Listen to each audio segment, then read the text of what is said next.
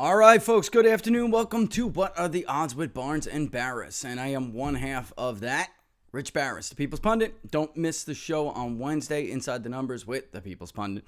That will be a good one. Hopefully we'll have some prelim on the public polling project, which will be a lot because there is a lot going on. The page is up. It's in the YouTube description. You can go there, check it out.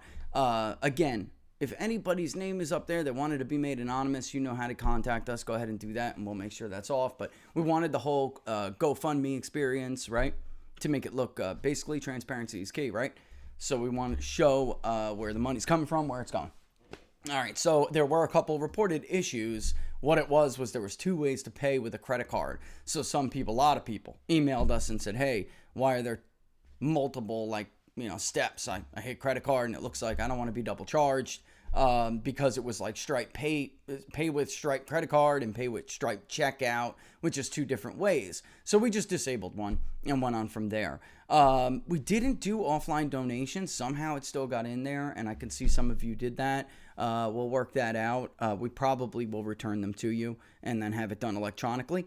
And there's for a reason for that. I don't want checks floating all over the UPS universe and USPS universe. So we'll see. We'll see how that goes. We'll wind up probably contacting you and we'll discuss your situation individually. All right. So with that, there is a lot going on. Where to start? Robert, of course, will join us soon. We have a lot to talk about with the trial in Minnesota. There's been some developments there. One positive for the prosecution, negative for the defense. One positive for the defense and negative for the prosecution.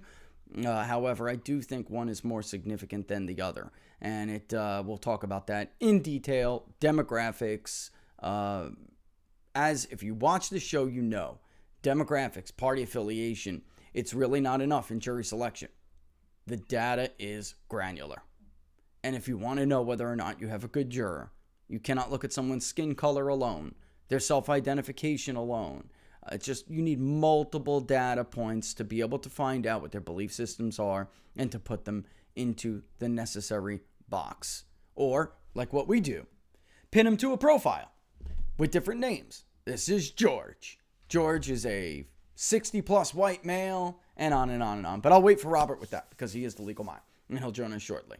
In the meantime, I'm sure you won't mind if I replay this when Robert comes on, if I must. But there are a couple of videos I want to show you because, as you know, I am very concerned about China. If you don't know about the Chinese, I'm not talking about whatever you heard from NBC, MSNBC, CNN, Fox News. You must educate yourself about the Chinese, who they are, how they operate, to understand when they make moves, when they say certain things. And we had what was a pretty humiliating week for the United States. I would say that 24-hour period was probably the most humiliating day in this so-called superpower's recent history. And that really, with fake WMDs and, on and on, the list is forever. That's really saying something. But if you know what you're talking about, you realize how bad this really was. And it was horrible.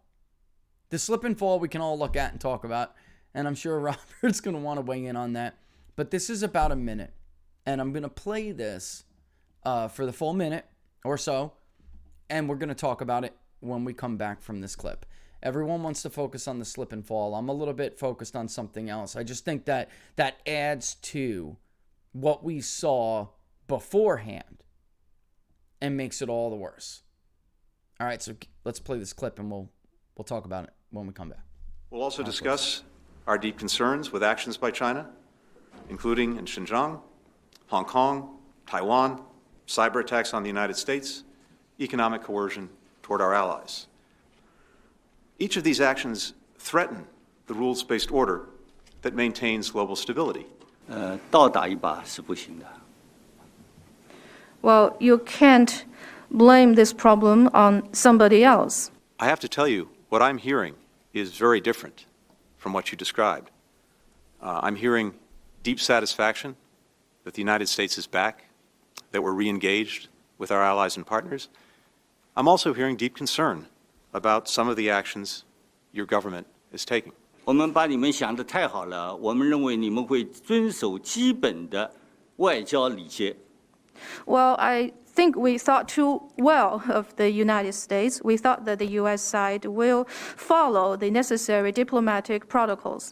所以我们刚才必须阐明我们的立场。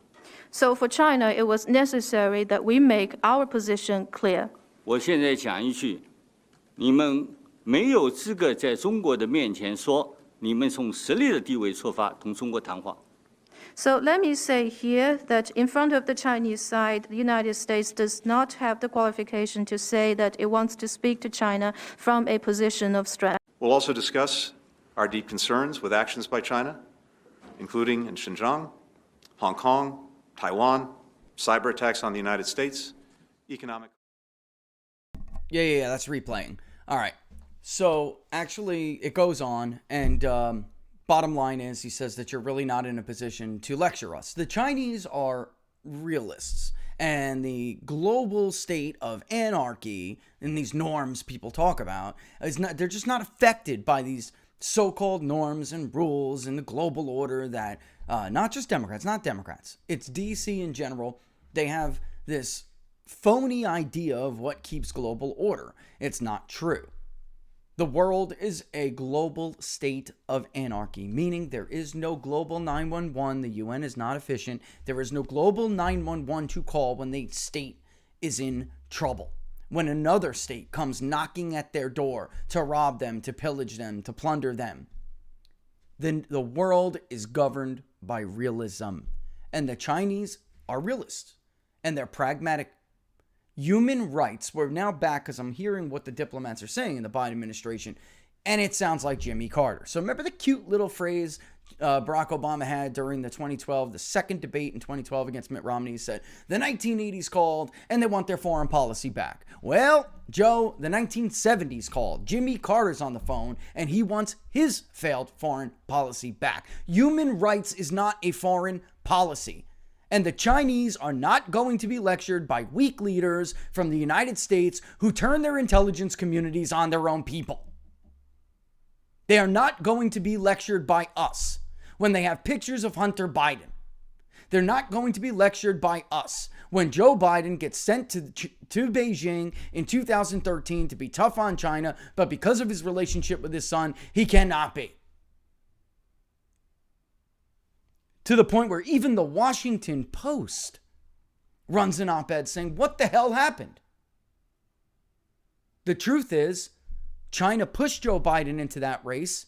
They wanted Joe Biden. They got Joe Biden. And they were on bended knee before COVID hit.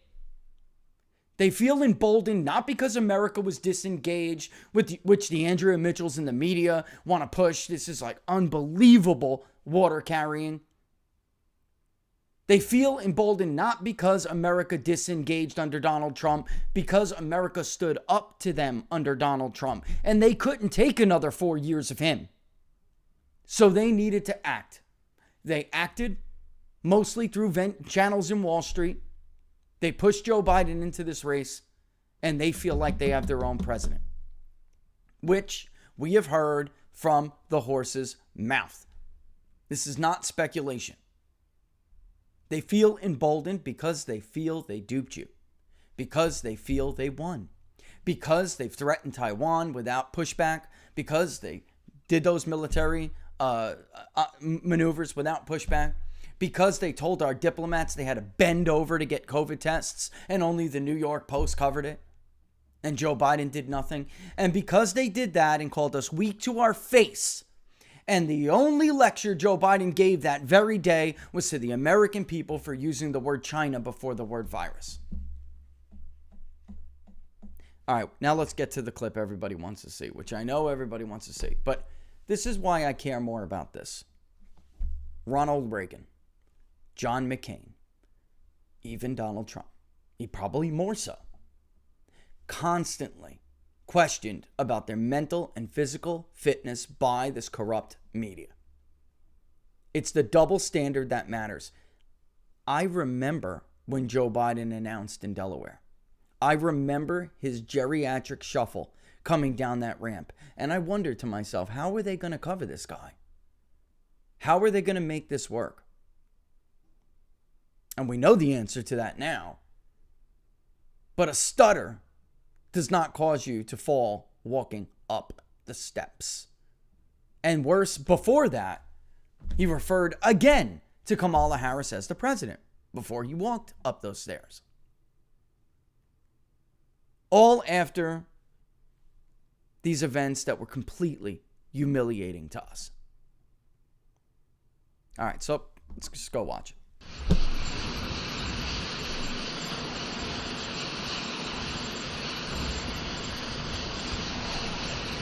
Here he goes. 1, 2. Fix the knee. 3. And up we go. I actually don't find this funny. In truth, I do not find this funny. I find the excuse ridiculous. It was windy. If you can't stand up to the wind, you can't stand up to China. If you can't stand up to the wind, you can't deal with the rigorous day-to-day schedule of a United States president. I don't find it funny at all. I'm not laughing at all. Because it's not funny. Later, Trump was funny. Later in the night. But he's joking because he's trying to make light of it. Yeah, and he's trying to humiliate Joe Biden, of course. But what else, I'm sure he feels like, what else can you do? Because it's not at all funny. These people aren't playing. This is what stands between us and whatever sinister plans they have for our future. It's only going to get worse. So what are the odds this gets worse? A lot worse. The Chinese escalate. They do. That's who they are. That's their nature. They wait you out, they escalate. They wait you out, they escalate. They wait you out, they escalate. Until finally you're just so exhausted and demoralized. They just push you and you tip over. Which all our businessmen in the 80s and the 90s found out the hard way. And diplomats obviously haven't learned since. It honestly is a sad-ass catastrophe. And I'd love to come on and make jokes about it, but it's just not funny. It's sadly not funny at all. All right, and then back to, which I did want to leave a little bit for Robert, but the border crisis. Okay? Or what is a challenge, the border challenge. I've heard some numbers in the last couple of days. I only know the numbers because before the election, when we were polling Arizona, I wanted to ask about the border, and I wanted to ask specifically about immigration. And I needed prompts, and in those prompts, I wanted to be fair to both candidates, so I needed the actual numbers. So you'd be shocked because the Customs and Border Patrol had them up on their website the entire time, and nobody ever reported them. It's actually the first time it's true. Even I've never saw the interactive graphic with the border construction until I needed to look up those statistics to tailor a question correctly. And I didn't even realize. And it was, you could look at those specific areas and see where apprehensions fell, drug trafficking, on and on. Fentanyl was down over 70+%. Apprehensions were almost down. It was 90% in certain areas where the physical barrier was going up. So Trump releases this statement because Biden and company want to blame him for the border crisis. And Trump releases this statement that says, we basically handed this guy the most secure border in U.S. history, and now it is a national disaster. Yeah, a national disaster. So Rasmussen poll, we have some of this in our poll too. I don't want to, I feel about raw data. It's almost, especially this early, I don't want to get into it. But Rasmussen has about 52% majority that say this is Joe Biden's fault. They blame the Biden administration and his policies for this. They don't blame the Trump administration. Honestly, I'm a little bit surprised it's only that low. I don't know what we're going to find, but I mean a little bit. When you know the actual numbers, it's shocking. Same thing on reinfections with COVID. The same thing on recently, that the poll that came out that showed How many Americans believe that a COVID positive result means a hospitalization, right? These are all indictments on the media and how bad the information is that they give to the public. Because some of this stuff is widely, not some of it, a lot of it, and not even widely, grossly exaggerated. And some of it is just omitted on purpose. And that's an indictment on our media. They wouldn't need people like us around if they did their job, if they gave people accurate information. I'm not sure when things turned into a debate. How much are border apprehensions down, and both sides can get draw totally different conclusions when there are raw numbers. What were they 4 years ago? What are they now? Somehow we come to a place where it's just all been perverted. And we can come up with different conclusions, even though the numbers are the same. It's incredible. Speaking of bad information, we've had another dozen or so indictments of election fraud that apparently never existed in North Carolina.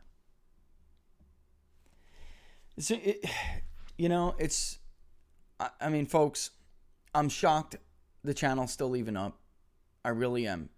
But maybe because of the way we approach this, maybe because we went on the show and read the names and read the records.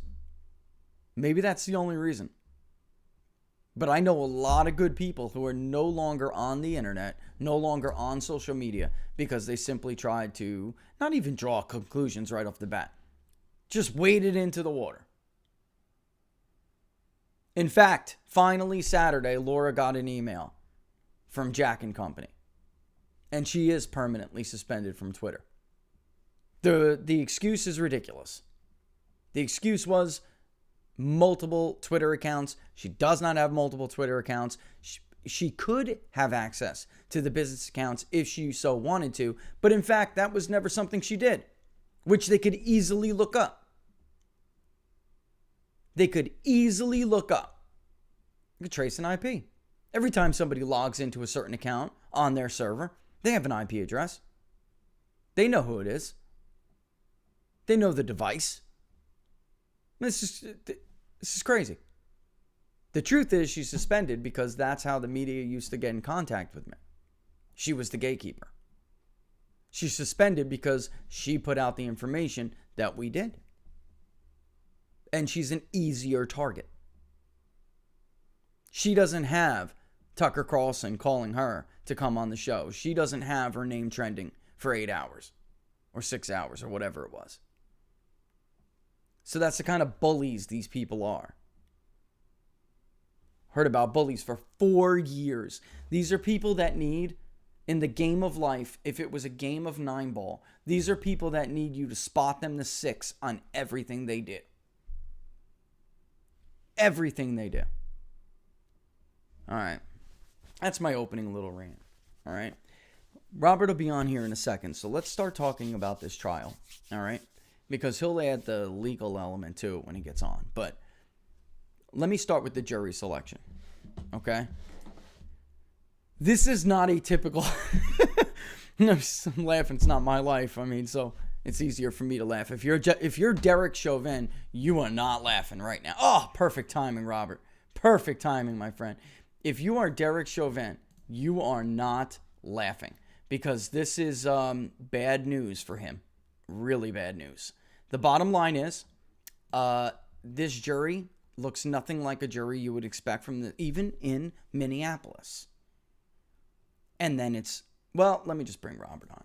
Robert, I was just about to dive into the jury thing. Can you hear me okay? Yes, I can. I was just about to dive into the developments in the Chauvin case. I needed to vent for about 25 minutes about Biden's fall, which we can recap if you want. But the clip with the diplomats bothers me more than the fall. The double standard bothers me about the fall. But calling Kamala Harris the president before the fall bothers me. You know, the double standard bothers me.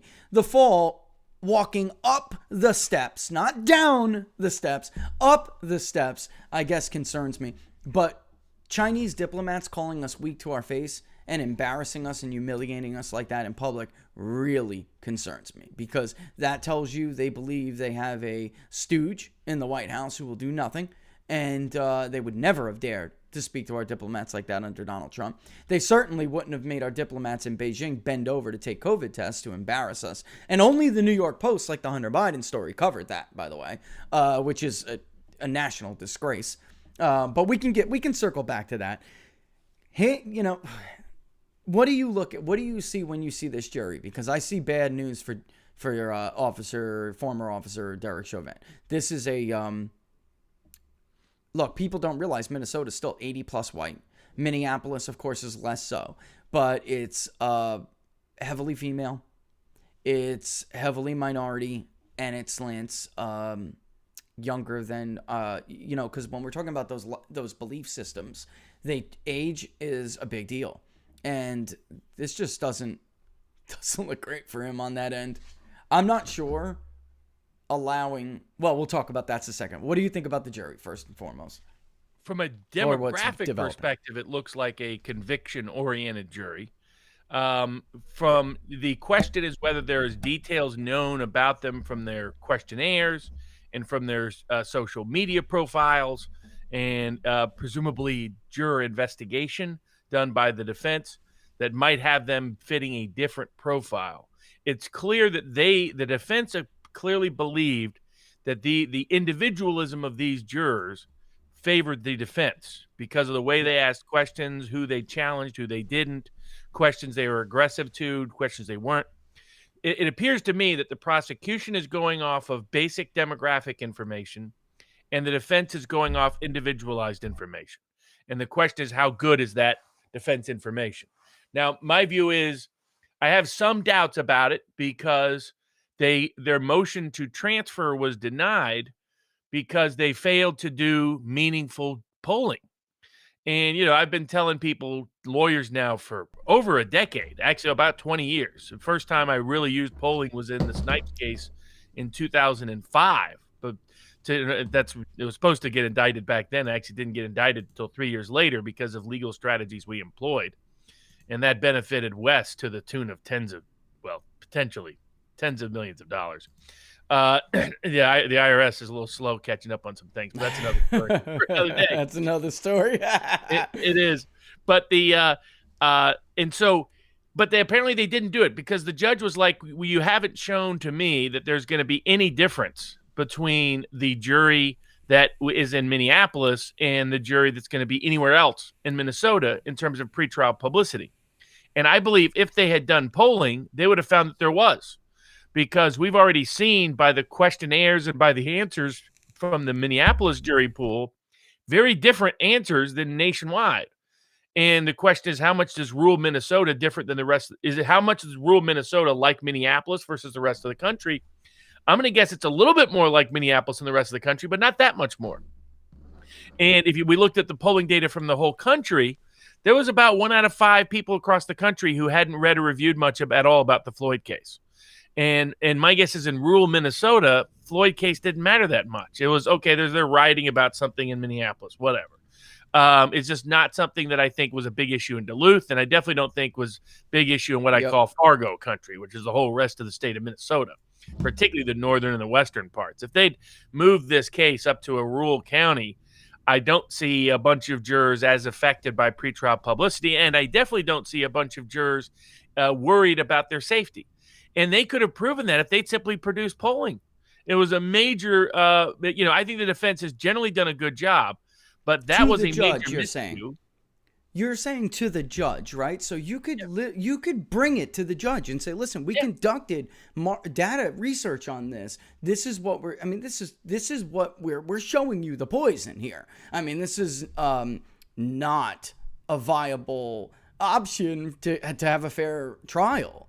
And they can weigh that information. And I think the judge would have been amenable to it had they shown him to it. I mean, he was seriously contemplating it. And if they had shown, look, judge, if we have this in rural central Minnesota or rural northern Minnesota, in any of those locations, we're getting about a third of the jury pool that is not worried about their safety at all and that has heard or seen very little at all. And they compared to here in Minneapolis, where that's basically close to zero. And because they didn't, the judge was like, well, I think that this is so much coverage everywhere that I'm just going to, assume that there's no difference. And that's solely because the defense failed to present the evidentiary predicate for it. So that gives me pause as to how good their individualized information is about these jurors. They may be taking at face value some of their answers on the questionnaires that may not, like someone trying to get on the jury today, who is clearly, in my view, lying about their willingness to be fair. Now, that's the second problem so far in the jury selection, is that for a long time, the literature has shown people are horrible judges at their ability to be fair and impartial. And this deference to the individual. So, in fact, I often will pick a juror who tells me they're biased, because that's a juror who's aware, who's sufficiently self-aware that may actually act as a check on their bias, their awareness of their bias. A juror who is unaware of their own bias is a juror who's definitely going to screw you. And the tendency of our legal system to pretend we can defer to jurors' self-awareness as the judge of how impartial they can be is just a bad system. But there, too, not enough data was presented to the court to explain why that's an unreliable source of data and information. And so I think that gives me pause about how good their individualized voir dire is. If it is good, then the prosecution may have made a mistake by relying on general polling data, or general demographic assumptions. Because the risk is, if they lose this case, they're going to have no excuses. Because this is to give people an idea of what the demographics of that jury pool would normally look like in Minneapolis and Hennepin County. It would have, out of 12 jurors that finally are seated. Now, there's some alternates being seated currently, but of the 12 jurors that would ultimately normally be seated, 10 of the 12 would be white, 1 would be either Asian or Latino, and 1 would be African American. And a third or more would be 65 or older. Yep. And half would be men. There'd be 5 white men, 5 white women, 1 African American, 1 Latino. That's your typical Minneapolis jury. This Minneapolis jury has almost no elderly on it. Has only 2 white men on it. Very young, Robert. Very young. It's a majority. I think it's currently at 6 of the 12 are African American or Latino. No Asians, which is interesting. The focus of the government was clearly to stack the case with as many African American jurors as possible. Yep.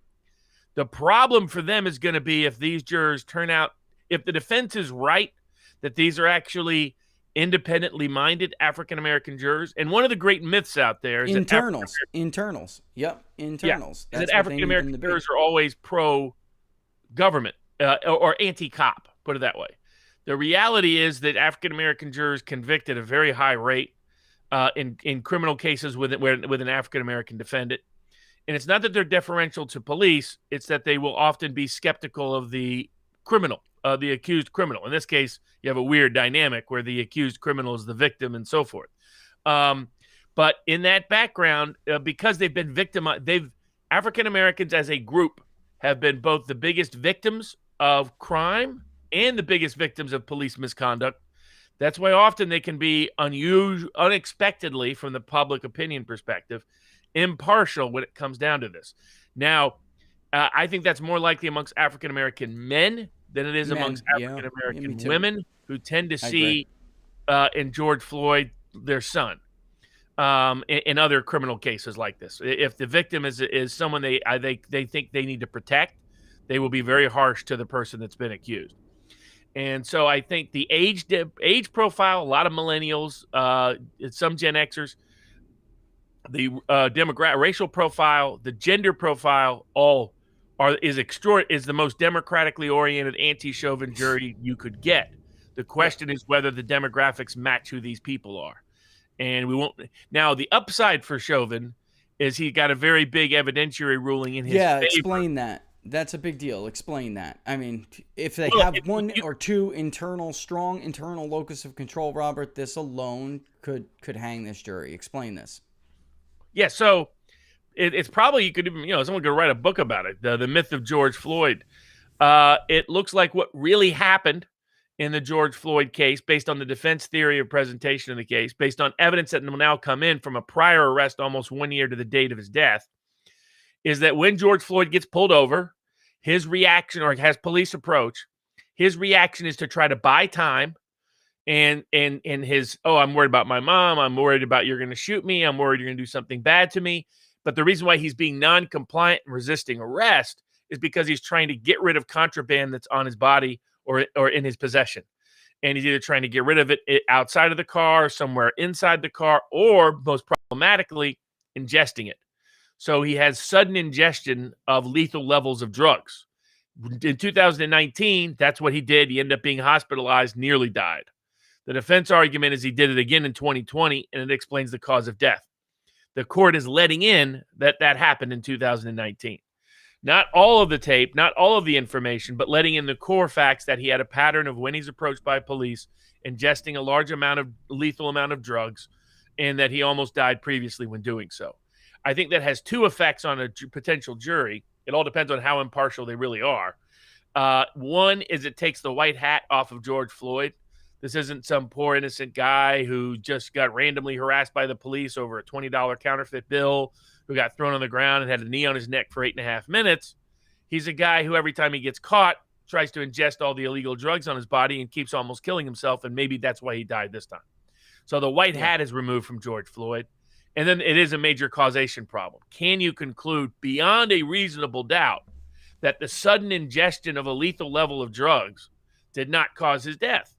And that's going to be a problem as well. And with so pre-existing conditions, with pre-existing medical conditions that heart, that ticker, 2 of his 5 valves, I think, were blocked on his heart. Technically, it was a heart attack, is why he died. And then there's other issues in the sense that people have used that hold in Minneapolis thousands of times, and no one had died of it before that I know of. I mean, they apparently put us away. If someone had, we would have been front page news for the last year. And they'll find out that the training approved most of what he did, not all of it, because the problem is the length of time he was on his neck while he was not moving. You're only allowed to keep that move while he is resisting. Once he was no longer resisting, you're supposed to flip him over. So I think they'll find that Chauvin committed assault, but assault is not being charged here, just murder. This is a prosecution that chose to go highway or the penthouse or the outhouse. They decided to go everything or nothing, just murder or nothing. And so I don't. There's two issues. One is causation, and second is a kind of causation. His abuse, his assault, might have been of a person who was already dead. In other words, the violation may have been him staying on his neck when he was no longer moving, but he may have already been dead by the time he was no longer moving.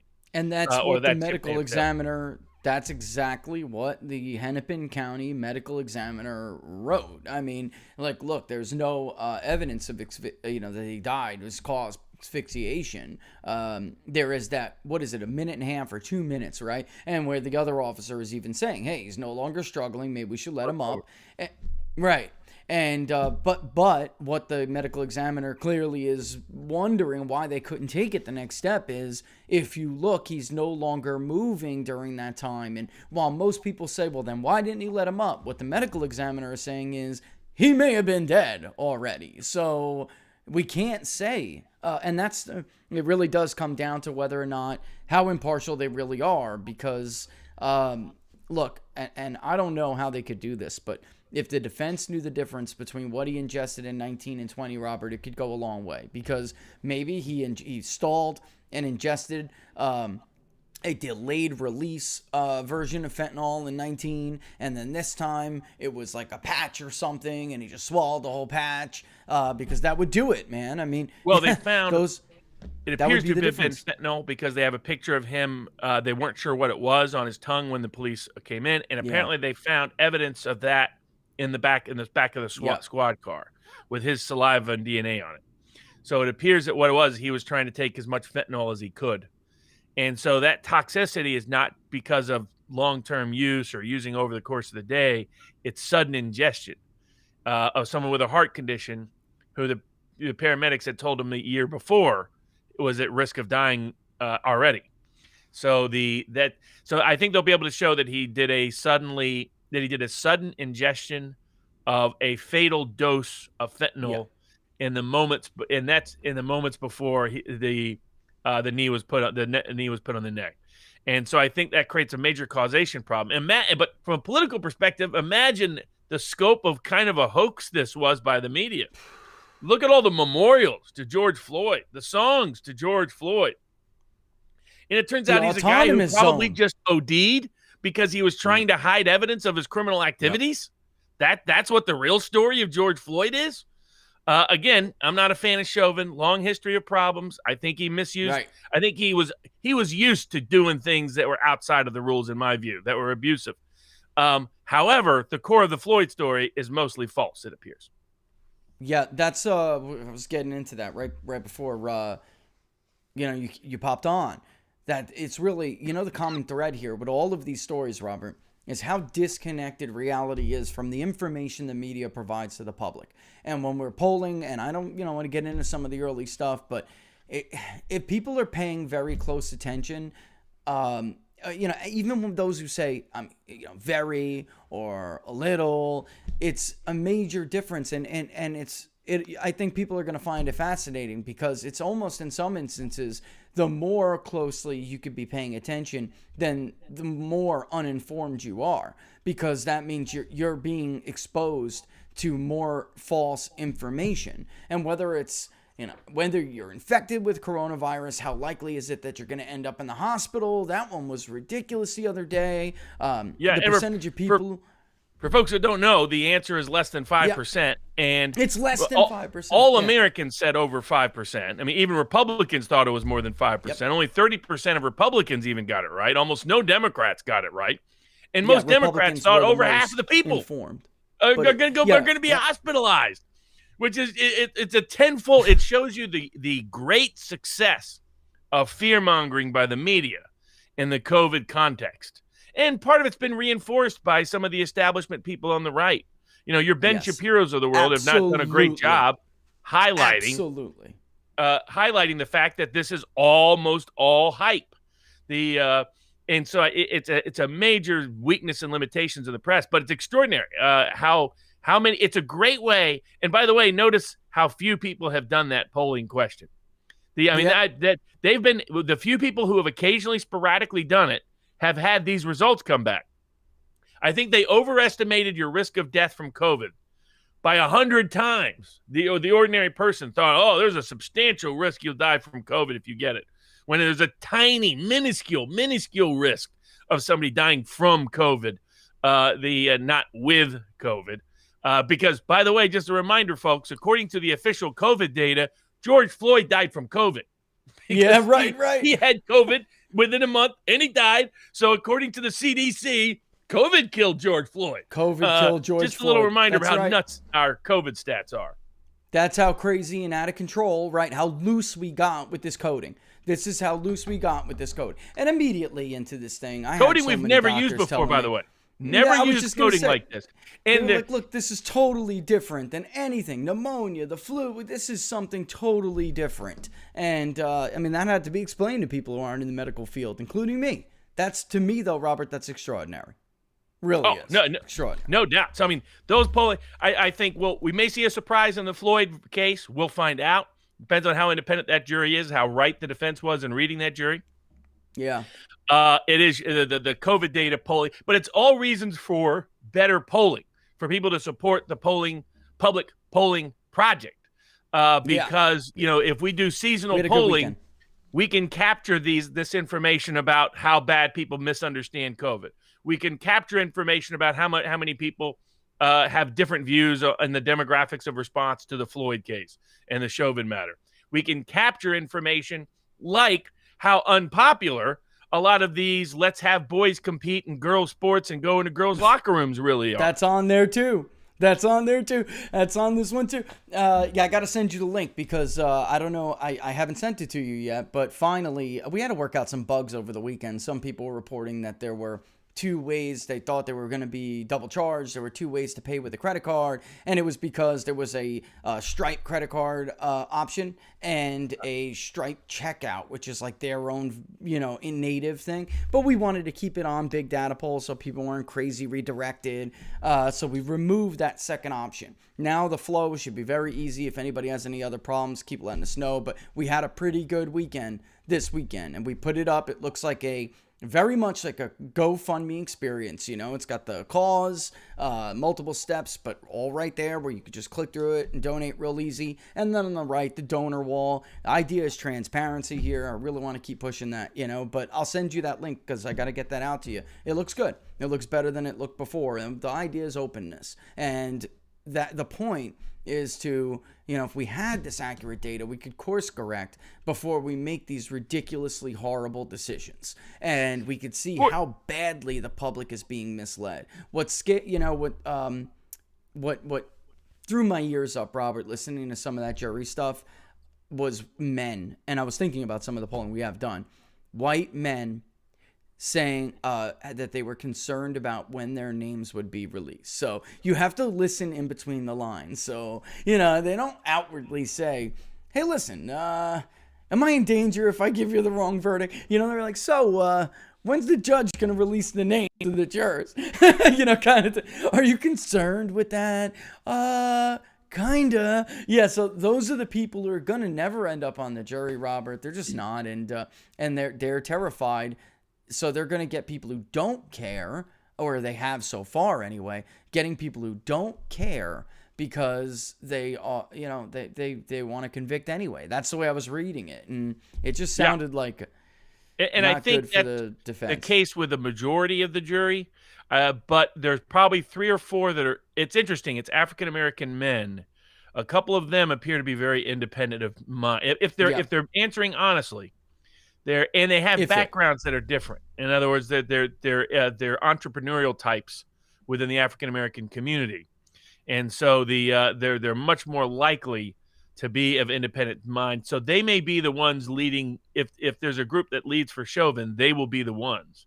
The question is whether they were being fully transparent in their answers, honest or not, because there was somebody who tried to get on today who clearly was biased. Was strongly favorable Black Lives Matter, strongly unfavorable Blue Lives Matter. Under questioning admitted, oh yeah, she did carry a protest sign for George Floyd that had the communist fist raised. That's true, but she can be totally neutral and fair. Right. Yeah, sure. The defense had to exercise a peremptory on her. That's someone that should have been stricken for cause. I was just going to say, Robert, I mean, why would that even be? Why, come on. That's really, if it was the roles were reversed and it was somebody walking around with Blue Lives Matters flag doing counter protests, they'd be gone. Gone right away. I mean, this is yet another example of how it's just true that this system tips in the balance of one way now. It just, and is actively hostile to another. And it's just, I don't know. Like you said, it really does come down to whether or not those people were being honest, because I think it's like 62% if an African-American man is a business owner, small business owner, then they're about 62% likely to deviate in cases of, like this. So we'll see. Some of them we'll just see. They didn't identify where, but some are immigrants, and I'm guessing not necessarily from Somalia, though there's a big Somalian population, so maybe they're Somalian. But they behave well. Let's put it this way: African American or Black immigrants in America tend to be a much more conservative lot, depending on where they're from, and very independent of spirit. That goes way back. That goes back to the Marcus Garvey movement, which was heavily sourced in the Jamaican community, and so it's a very different mindset. And the Haitians that came here had a very different mindset still. So it really all depends on. African immigrants tend to be very pro-American. There was a big population there in D.C. and some other areas. And it was very sort of almost very patriotic and very independent of mind. Don't perceive the world the way African Americans that have been here multiple generations do. So they also don't have the baggage of the narrative of my ancestors were slaves. Their ancestors weren't. They came here. Yep. So you get a different dynamic from that. You made me think. I had growing up in high school, we were rough neighborhood, rough crowd, and I had a friend, very close friend, who was from Haiti. And, his family spoke French, and I don't know, growing up, I guess it was demographically diverse, so you wanted to learn different languages. When I was younger, Italian was my household language, and we would try to learn French, it just because I wanted to. I remember I personally wanted to. But anyway, as parents, very conservative. And I mean very conservative. And his father used to drill me, Robert, like, if, hey, Mr. What, I don't want to blow his name up, and hey, Mr., and he'd be like, no, Rashad, no. And he'd make me come over and talk, and I'd be like struggling because I wouldn't use it as much, and he would just chastise the hell out of me. Your French should be better than this. You're too busy doing this, too busy chasing girls, too busy doing. I mean, he was like that guy. But they had a very different attitude, and this is going back, years. I don't want to date myself, but he had a very different attitude. He came here to America, and it's like a waste of talent to not apply yourself, and that you really, it's like disgraceful, that you should be applying yourself to your maximum ability, and and if you're not, then you really don't deserve what you have, kind of thing. That was their mentality, and good for them. But yeah, I think that some of people, they look at the voting behavior of the Somalian community in places like that, and they think, oh, they're super liberal. And that's not really true. They just believe in government services. Many of them believe in having safety nets and government services, but they're not, their family wise, they're not totally there's a subgroup there, and by the way, if it's a small business owner or an entrepreneur, they're very likely to be in that subgroup, man. I mean, it's very, or more likely at least, to be sure. But yeah, I mean, I'm listening to just some jurors that seem like they really didn't want a part of this thing, and those were the jurors that really the defense would have really wanted and needed, and they wanted out. You could tell by the way they were answering. They were like, look, I want to go back to my life. I do not want to have to worry about people coming to my house 6 months after this verdict. And that's it. I'm sorry. And you can't even blame them because of what has surrounded this trial. You just cannot blame them. But in the case of what the judge is now going to let in, that prior arrest, if they do have those internal locusts, and then it could be a tough hurt. All they need is one or two of those jurors, Robert, to not budge. That's all they need. If they're strong, and if they're strong-minded, and no matter what, hey, look, we're all against you. And the judge tells them, go back, try to work it out, go back. It's whether or not they cave under that. That's really what it, I mean, right? How many times have you seen a foreman or forewoman bully a no into a yes, or vice versa, a yes into a no? Holdouts are very, very rare. Most people, and unanimous verdicts rarely start out unanimous verdicts. There's usually two or three people that are on the opposite side. The number historically in the data has been 4 or more. You need more than 4. If you have a 6-6 split, 7-5 split, then you tend to get a hung jury. If you have 8-4 either way, the other 4 will fold. It just takes a couple of days. Sometimes you'll get a compromise verdict, like I got stuck with in Snipes, where 9 jurors were for complete acquittals and 3 were holdouts, and so they compromised on the misdemeanors. But yeah, the leaders appeared to me, the people who want to be leaders on that jury are conviction jurors. Yeah. But if they read right, these independent African-American male jurors, then they're the type to hold out. So so that's where we may see an interesting dynamic, and they may flip the script. Because a lot of the white liberals in Minneapolis, are they going to disagree with a African American inside the jury room? Interesting thought. I was thinking the same thing. What if one of those guys, are a pain to them? They're a pain. They're going to end up a thorn in their side.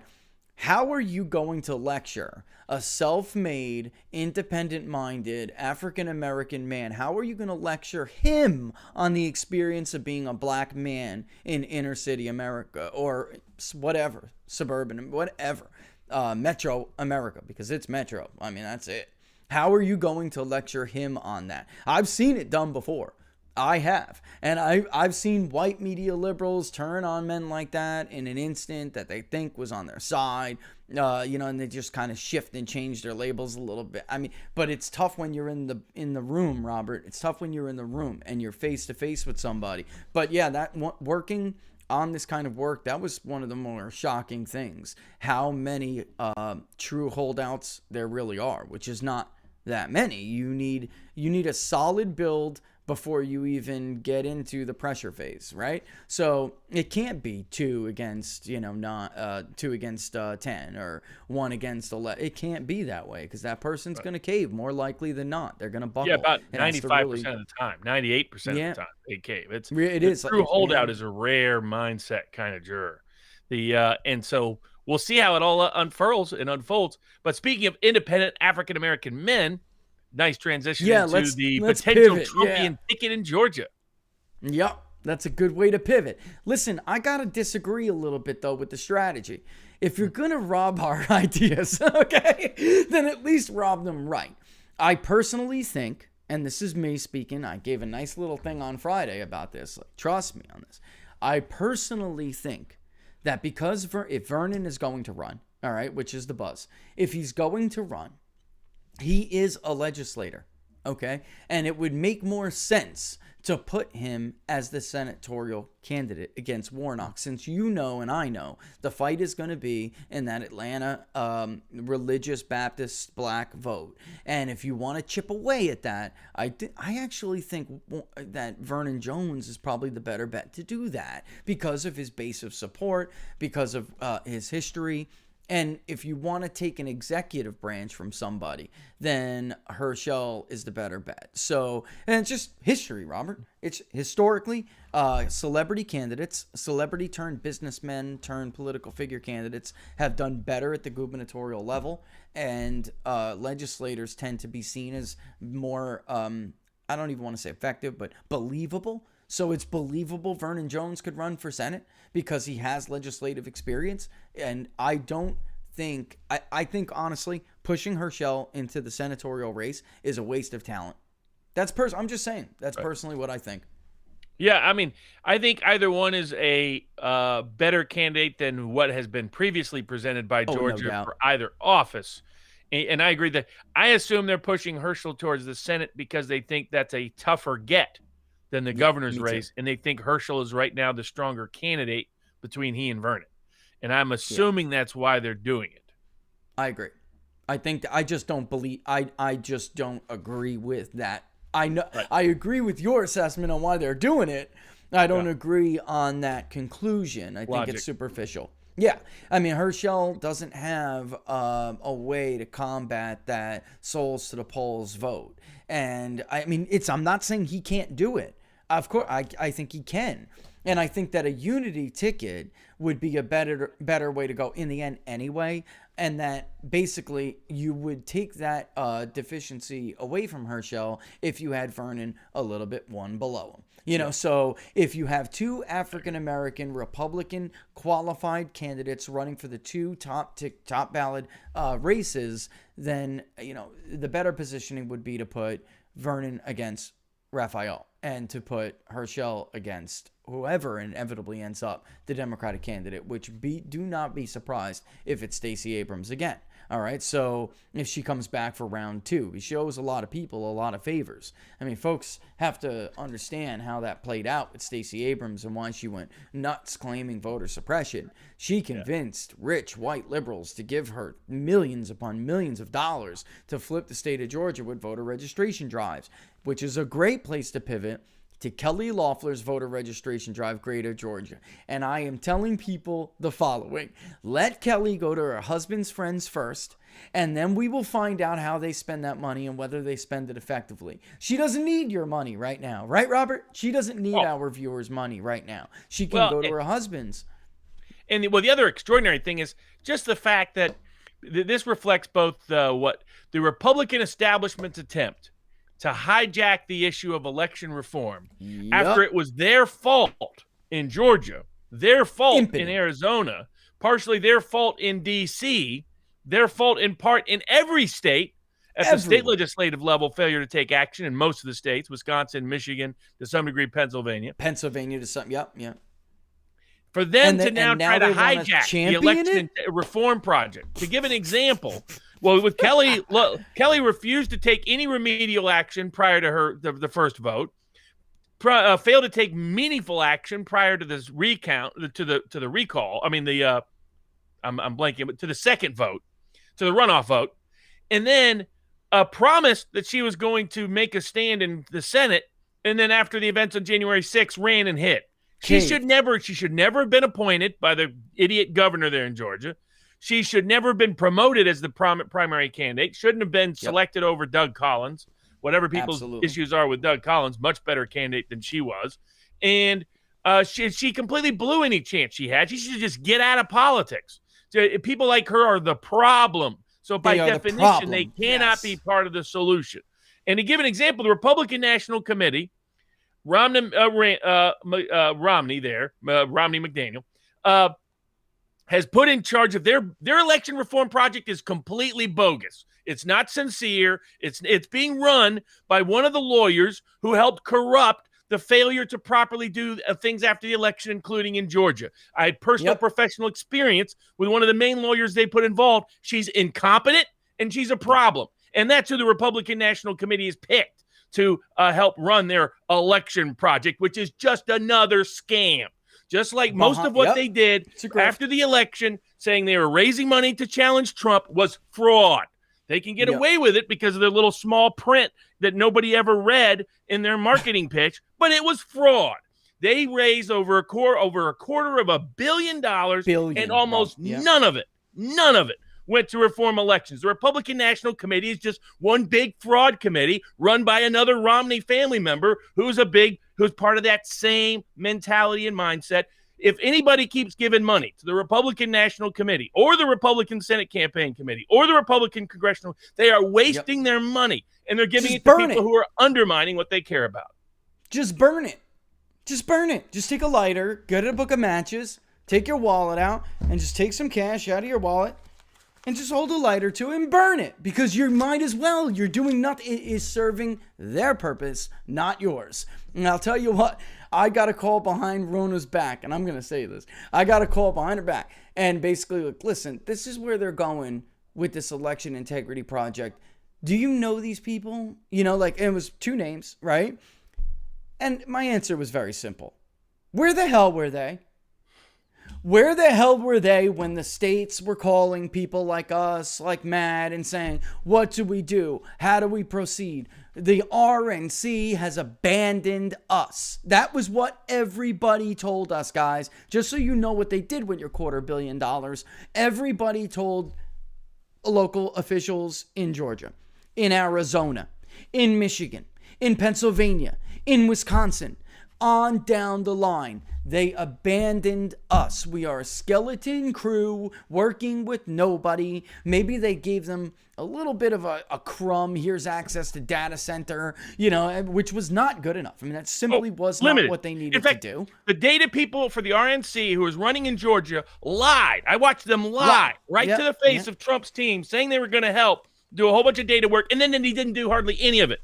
It was just one big scam. The reason why they got into trouble, in fact, a year before, in 2000, one of the key people that Trump still has right next to him, making key decisions about endorsements, is the guy who completely screwed up the election litigation in the first place.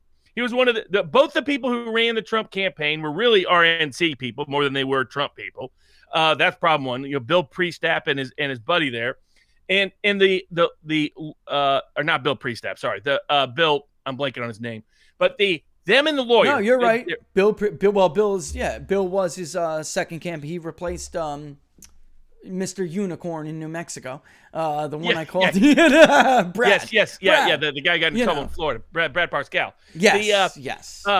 And Justin Clark, Justin Clark, lawyers sat down with Justin Clark in 2019 and told him what the Democrats were doing and laid out, here's how you need to fight this. Here's how you need to contest this. Here's where you need to go to legislators. Here where you need to go to executive officials. Here's where you need to bring lawsuits. And Justin Clark blew them off. The reason why Trump lost is because he picked bad people to run his campaign. That's a reality. He picked bad people across the board. I mean, he's the worst. He said, I picked the best people. No, Trump picked some of the worst people. And this is a reality. If he doesn't come to terms with, he's going nowhere in 2024. You can't keep making the same mistakes again and again and again and again. And over. And at some point, enough's enough. And some of us have been very patient. Didn't say much during the campaign. Didn't say much leading up to it. Just talked behind the scenes.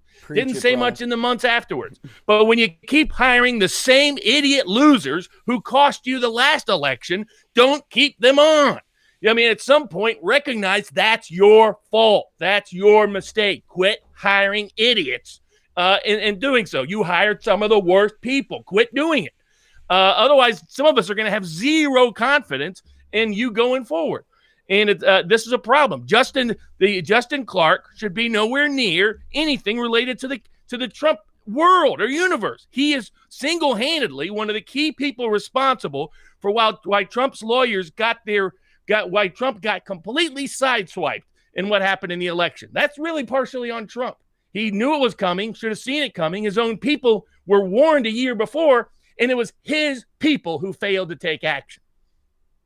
I can't get over how many times, and the only one who listened was Steve, and he calls and he's like, look, tell me how this is going to go down, and listen, this is going to be like this. You're going to get a little bit of early vote. I mean, this is how simple some of these people were behind, with the exception of Steve, and I'm referring to Steve Bannon for people who don't know, all right?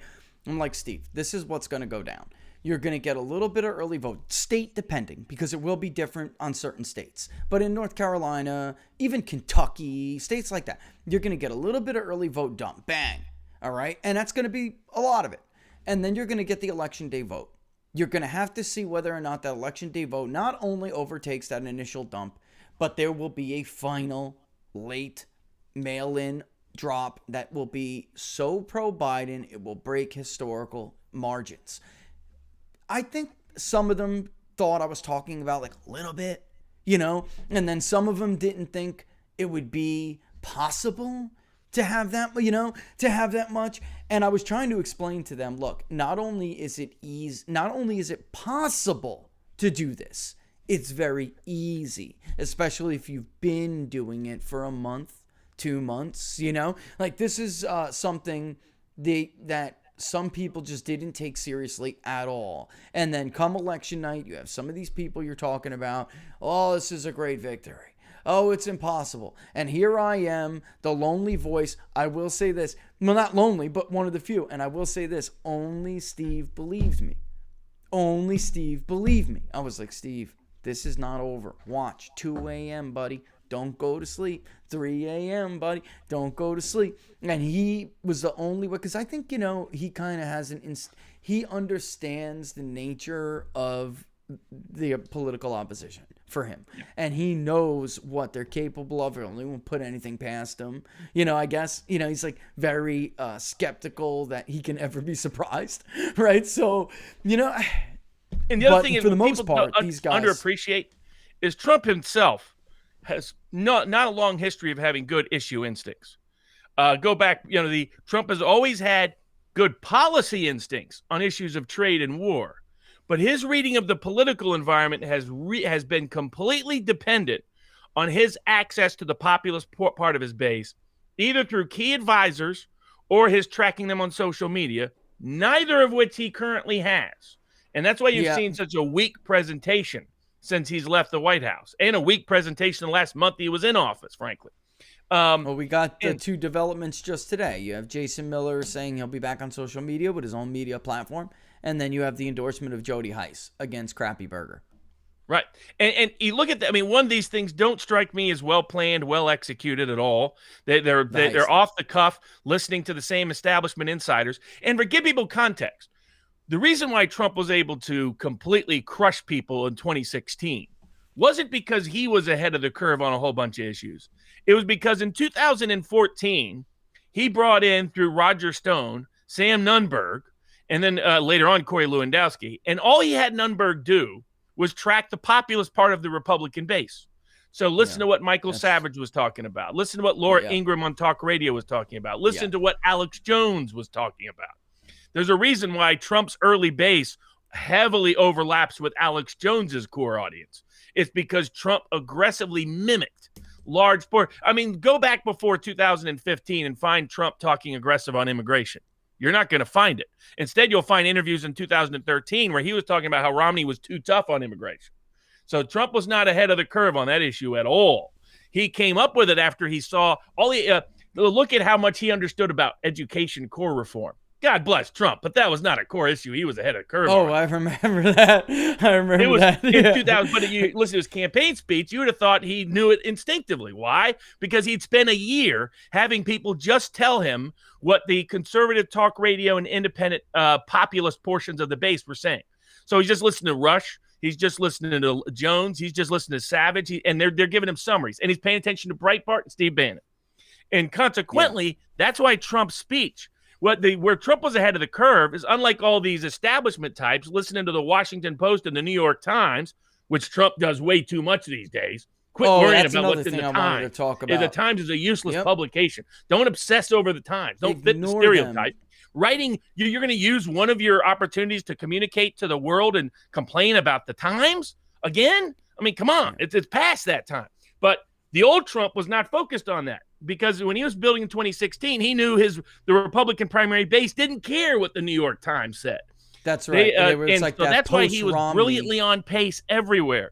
This was a guy who was very liberal on moral issues in 2000 and through most of his career, and came up with a beautiful conversion story about how he was, and did it with a wink and a nod. I mean, because he goes, my second favorite book is The Art of the Deal, because my favorite book, of course, is the Bible. Now, and he has some Christian roots, but nobody would confuse Trump with evangelical preaching. Trump borrowed that in 2015, and he did it well. And he reached out to cultural evangelicals, not the church-going evangelicals, but the cultural evangelicals. He could appeal to the working class Northern Catholics who don't trust the church-going evangelicals. They don't want preachers coming in and telling them what to do. Trump was that. He met a perfect balance between the two. But that was because he had those people giving him the information. And then while he was in the White House, he could rely, at least in part, on his Twitter feedback to see what his populist base was saying. And you would see him adjust. He would have a bad instinct sometimes, or given a bad idea. Red flag laws, Robert. Red flag laws. And he would see the blowback. Perfect and he'd be example. like, okay, hold on. In transition. Now he has neither. He doesn't have any Steve Bannon around him. He's not listening to the independent populist base. That's clear, because he's not attuned to that. If it's not on Tucker, he doesn't know about it. And third, he no longer has the Twitter feedback. And that's why we're seeing, so far, we've seen a pretty poor. If we didn't know it was Trump, no one would be paying attention to what he's been saying the last month, because a lot of it's been that useless. Now and then he'll have a few of his zingers, but otherwise it's boring, endorsing boring people involved. And now Trump's genius has been marketing and real estate. His genius, every time he goes outside of those two spaces, he's more likely to fail than succeed. The Trump game, does anybody remember that? No, there's a reason why you can buy it at 50 cents on eBay. The Trump University, not so good. That's why you had to get rid of all the lawsuits related to that. There's a bunch of those things that are they're not Trump's thing. Trump knows marketing. Trump knows real estate. You put him in those two spaces, one of the best in the history of the world. You take him out of those spaces, he tends to fail. Casinos, all of them went bankrupt and had to give them all back. He thought he could be a big casino maker, but the problem is 2/3 of what goes into casino success is not marketing. Only 1/3 does. Yeah, and his marketing wasn't enough. He was almost too good in casinos. He was almost. It was like it just. He had a pride in certain things that I guess the clientele doesn't care about. But it's like if you're going in one, and I know this even from my years up north. It's like the Borgata and Trump. Right. And everybody else was just kind of like, whatever. If you really were a gambler, you wanted to go to the Borgata. But if you wanted more luxury, you wanted to feel more important, you went to the Trump, And it was just, but that's honestly, there are other places gamblers that are everyday gamblers will go. Yeah. Because and that's the way it was over there. It was just what made casino successful was a certain business acumen that was outside of his area of expertise. And he mostly appreciated that. But I mean, the Trump airline, he had to give that up in the bankruptcy proceeding. It never did well. Trump marketing is genius. And what some of us had been recommending to Trump before the election was to use his brand and monetize his brand so he can get his economic rewards from it by endorsing other people's products. Let other people create and manage the products, figure out which ones you like the best, and endorse those. Create his own social media platform? How's that going to work? There's no history of anybody around him having any skill set developing a new platform. He's going to get sued into oblivion because, they're just going to come after him every single way but Sunday. And how is he going to improve on any other social media platform that exists? Gab has been fighting the battle for a decade, and especially for the last 5 years. I mean, Parler's had its issues, but it's been in the middle. It's been in the mix. Dave Rubin's Locals is probably what I think is the best independent example out there. But, pick a combination. And I always thought Trump TV was a good idea. Do like the Amazon Fire Stick that gives you direct access to all the populist independent news sources out there, that you have guaranteed access into people's homes. You get everybody to buy that stick, stick it in, just to accessible to the internet. You have a guaranteed audience of probably 60 to 70 million people that would buy it. You could do it for like $5-10. One American News Network has already blazed the path for that technological possibility. And you'd not even be, and there you piggyback off of other people's content success. Why do we need a Trump Facebook? I mean, I get that he's mad at them, wants to compete with them, etc. But the better way to do so is to leverage your brand to give a pre-existing infrastructure a new boost, not try to create a new one from scratch. When that's not been your area of expertise, businesses outside of marketing have not been your areas of success. It strikes me as somebody talking in his ear to get money, not giving him good advice. And frankly, that's 2/3 of the people that surround him right now. 2/3 of the people that surround him are people that have failed him for 4 years, and he still hasn't come to terms with it. And they're, look at what the New York Times said, and they're getting him all excited and pumped up about that. Who gives a damn what the New York Times said, Robert? This is that Nixon complex we were talking about. It is. It really is. It really is. He wants people to like him who are never going to like him, and he wants a certain level of respect from people who are never going to give it to him. And he's out of the club now. That's it. He's got to come to grips with that. Once you turn on that club, they never forgive you. They want your hide. That's it. And of the Fire Stick idea, that is what I actually, Laura and I both were talking about this. Like, why doesn't he put this conglomerate together? He has these alternatives that he could help with just his name, his brand, to take them to the next level. And he can monetize and that. He would have, of course he can. He could, like I said, just call it Trump TV. But what Trump TV is, he's not responsible for any content. Yep. He's just branding it. He's just marketing it. And he's not creating a huge legal exposure, a big target. And at the same time, and he's monetizing his brand, and he's doing a critical public service, making sure people have independent access to independent sources of media and information in both the social media and televised space. That would compete with YouTube, because that could. I mean, you could have Rumble on there. You could have a lot of different ways to use pre-existing technologies. Or why compete with Rumble at this point? That doesn't make sense. Well, why compete with Local? Why compete with Gab or Parler? This is illogical. He's like having to learn about the wheel and then reinvent it on each of these aspects, when he could just get the stick together. You're damn right, because what does Amazon have? They have YouTube, Netflix. By the way, I know a group of people right now who want to create a streaming service that is an alternative to Netflix, that doesn't stream little 11 to 12-year-old girls in underwear. That's more viable to the group of people, his constituency. So we could have those different platforms that he could push, social media. He could tap into his buddies' relationships at WWE, which produces like action films, and there's a bunch of conservative respecting content out there in the entertainment space, as well as the information and news. You think Dana White wouldn't want a box on the app thing for the UFC if he had a stick? I mean, he would probably, honestly, that would hurt. Amazon bad. Well, and just that look, would hurt, like if or you it did would a hurt local that side page, of there. They have huge, but you know what I mean. if you had a Donald Trump locals page and you decided to help monetize locals in general, you could cut a deal with them for a percentage of gross. But if he just had his own page and he charged $25 a month for subscribers, hey, he's going to probably get 10 million subscribers. I mean, think about that. Because I can interact with Trump directly. The opportunity that presents, that's a much easier money-making opportunity for him and supports an independent technology than trying to recreate the wheel. It shows you how out of touch everybody except Donald Trump Jr., the only one that has any clue in his whole orbit. Everyone else is that they seem to not know these other places exist, or they think they're really bad places not to get near because they bought into the media hype about, can't get near Gab. There's a lot of problematic people on Gab. And can't get near Parler. That's connected to January 6th. And can't get near locals. Don't know who's on there. That kind of mindset. It shows how out of touch they all are. Trump right now is badly, badly isolated.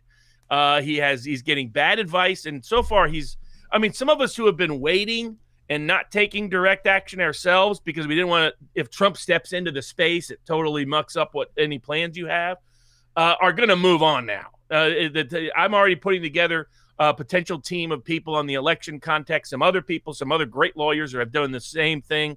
There'll be some good announcements on that in the next month or so. That will be surprising, some of the names that will be attached to it, maybe a bipartisan effort if we're successful. Because that clearly, would be because fantastic. nothing successful is coming out of Trump world. A bipartisan thing would be fantastic. We've been trying to find somebody who would partner with us on the public polling. Wouldn't it be nice if we could get somebody who's viewed to be, sadly, it's more difficult than I thought it was going to be. But we've been working on certain people, and it appears that they're game for at least part of the project. And so, but this was stuff that a lot of people had to step back from being proactive because of waiting on Trump world.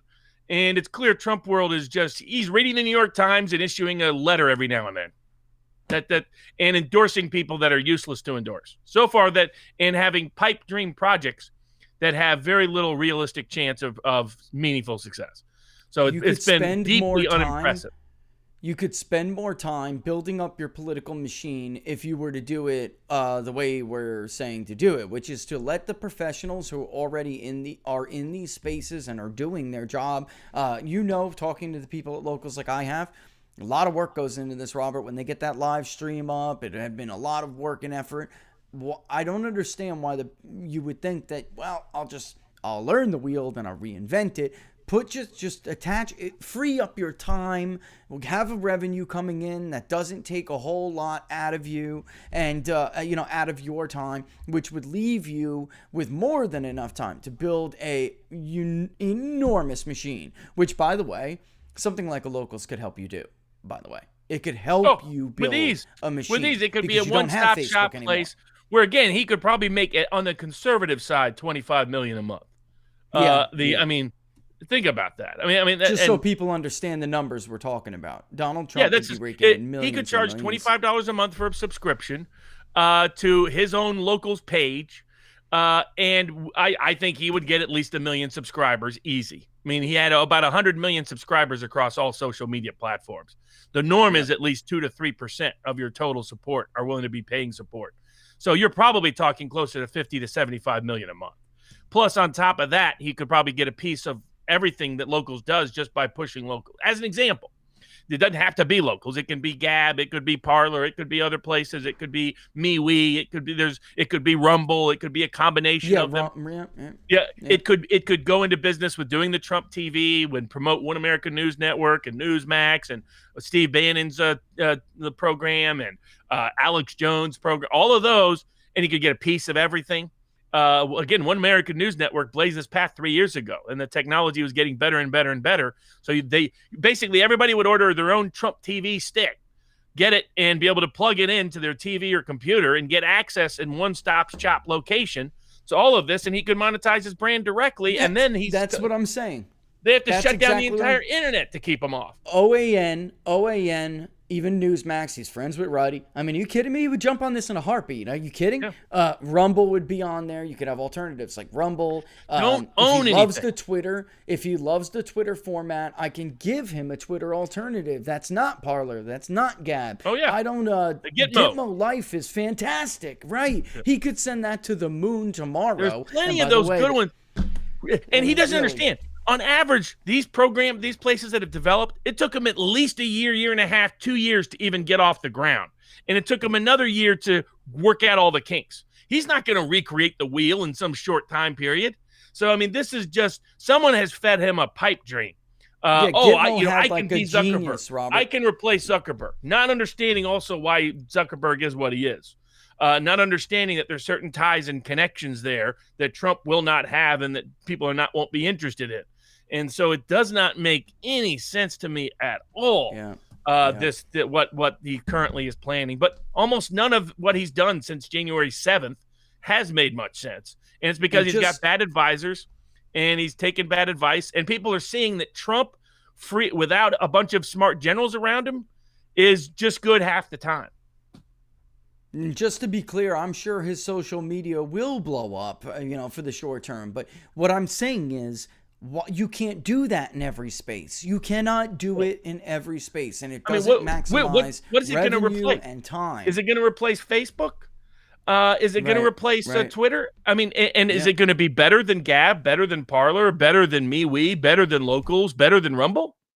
I mean, then that's the problem. I don't see how he has a competitive edge. I get he could say, here's my Trump network, and all Trump supporters can hop on.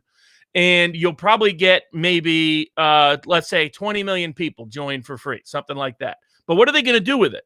Because, I mean, half of their friends or family won't be on, so it won't serve 80% of what Facebook does.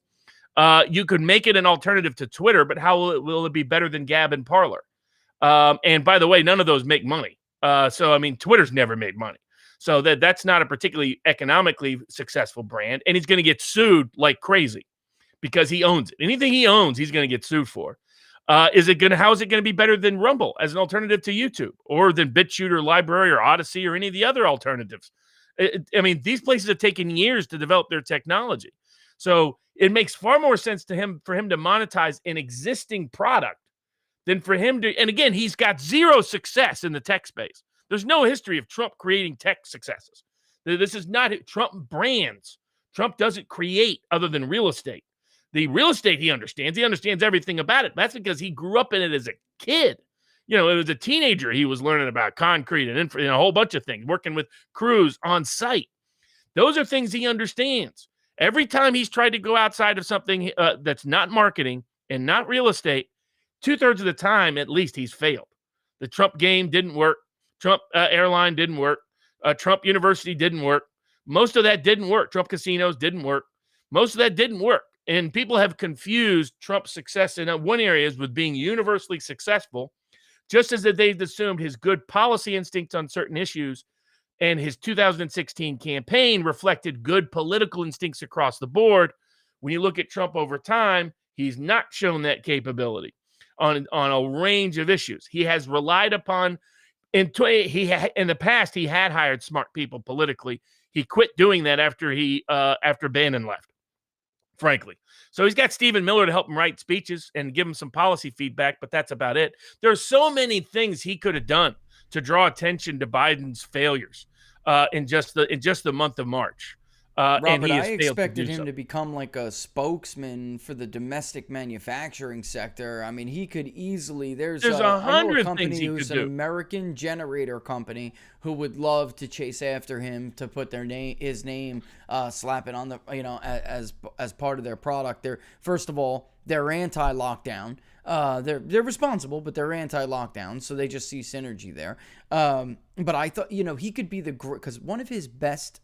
He is at his best when he is cheerleading for the country, right? And when he's cheerleading for the goods producing sector in this country. And by the way, the stronger the goods producing sector, the more Republican of a constituency you're going to have. So I'm looking at all these we've been working on something where we're looking at these states and how they've changed over the years demographically. And it's basically the Democratic attempted invasion of the South. And same thing they did with Arizona. Same thing. I mean, we've seen this story play out over and over again. Colorado, which was once basically a red state. They allow these professional class sectors to come in because they think it's all about the economy. But it's not. That's too simple. It's all about certain kinds of the economy, certain areas of the economy. And if he could use his influence to turn some of, more of these state economies into good producing economies, then it would be electorally beneficial. Maybe I'm just more of an out of the box thinker. But instead of asking Nike to come to Phoenix, maybe you should do something with that generator manufacturing company. So instead of there being another 5,000 who come with family all, right? Who come to Maricopa and come to Apache counties with, professional class jobs, and their families are going to raise up to be Democrats, right, and vote Democratic. You would do the opposite of that, Robert, and turn, Pennsylvania, Western Pennsylvania, into, you got to combat the southeastern part of the state. So make it a place where you want to bring goods producing sectors, goods producing jobs, into those areas, into those states where they're purple to even now, moving bluish. You need to stop that. You need to combat that. And I don't know, maybe I think out of the box, but, Ducey presiding over Arizona, he turned that economy into a more liberal economy. There's just no doubt about it.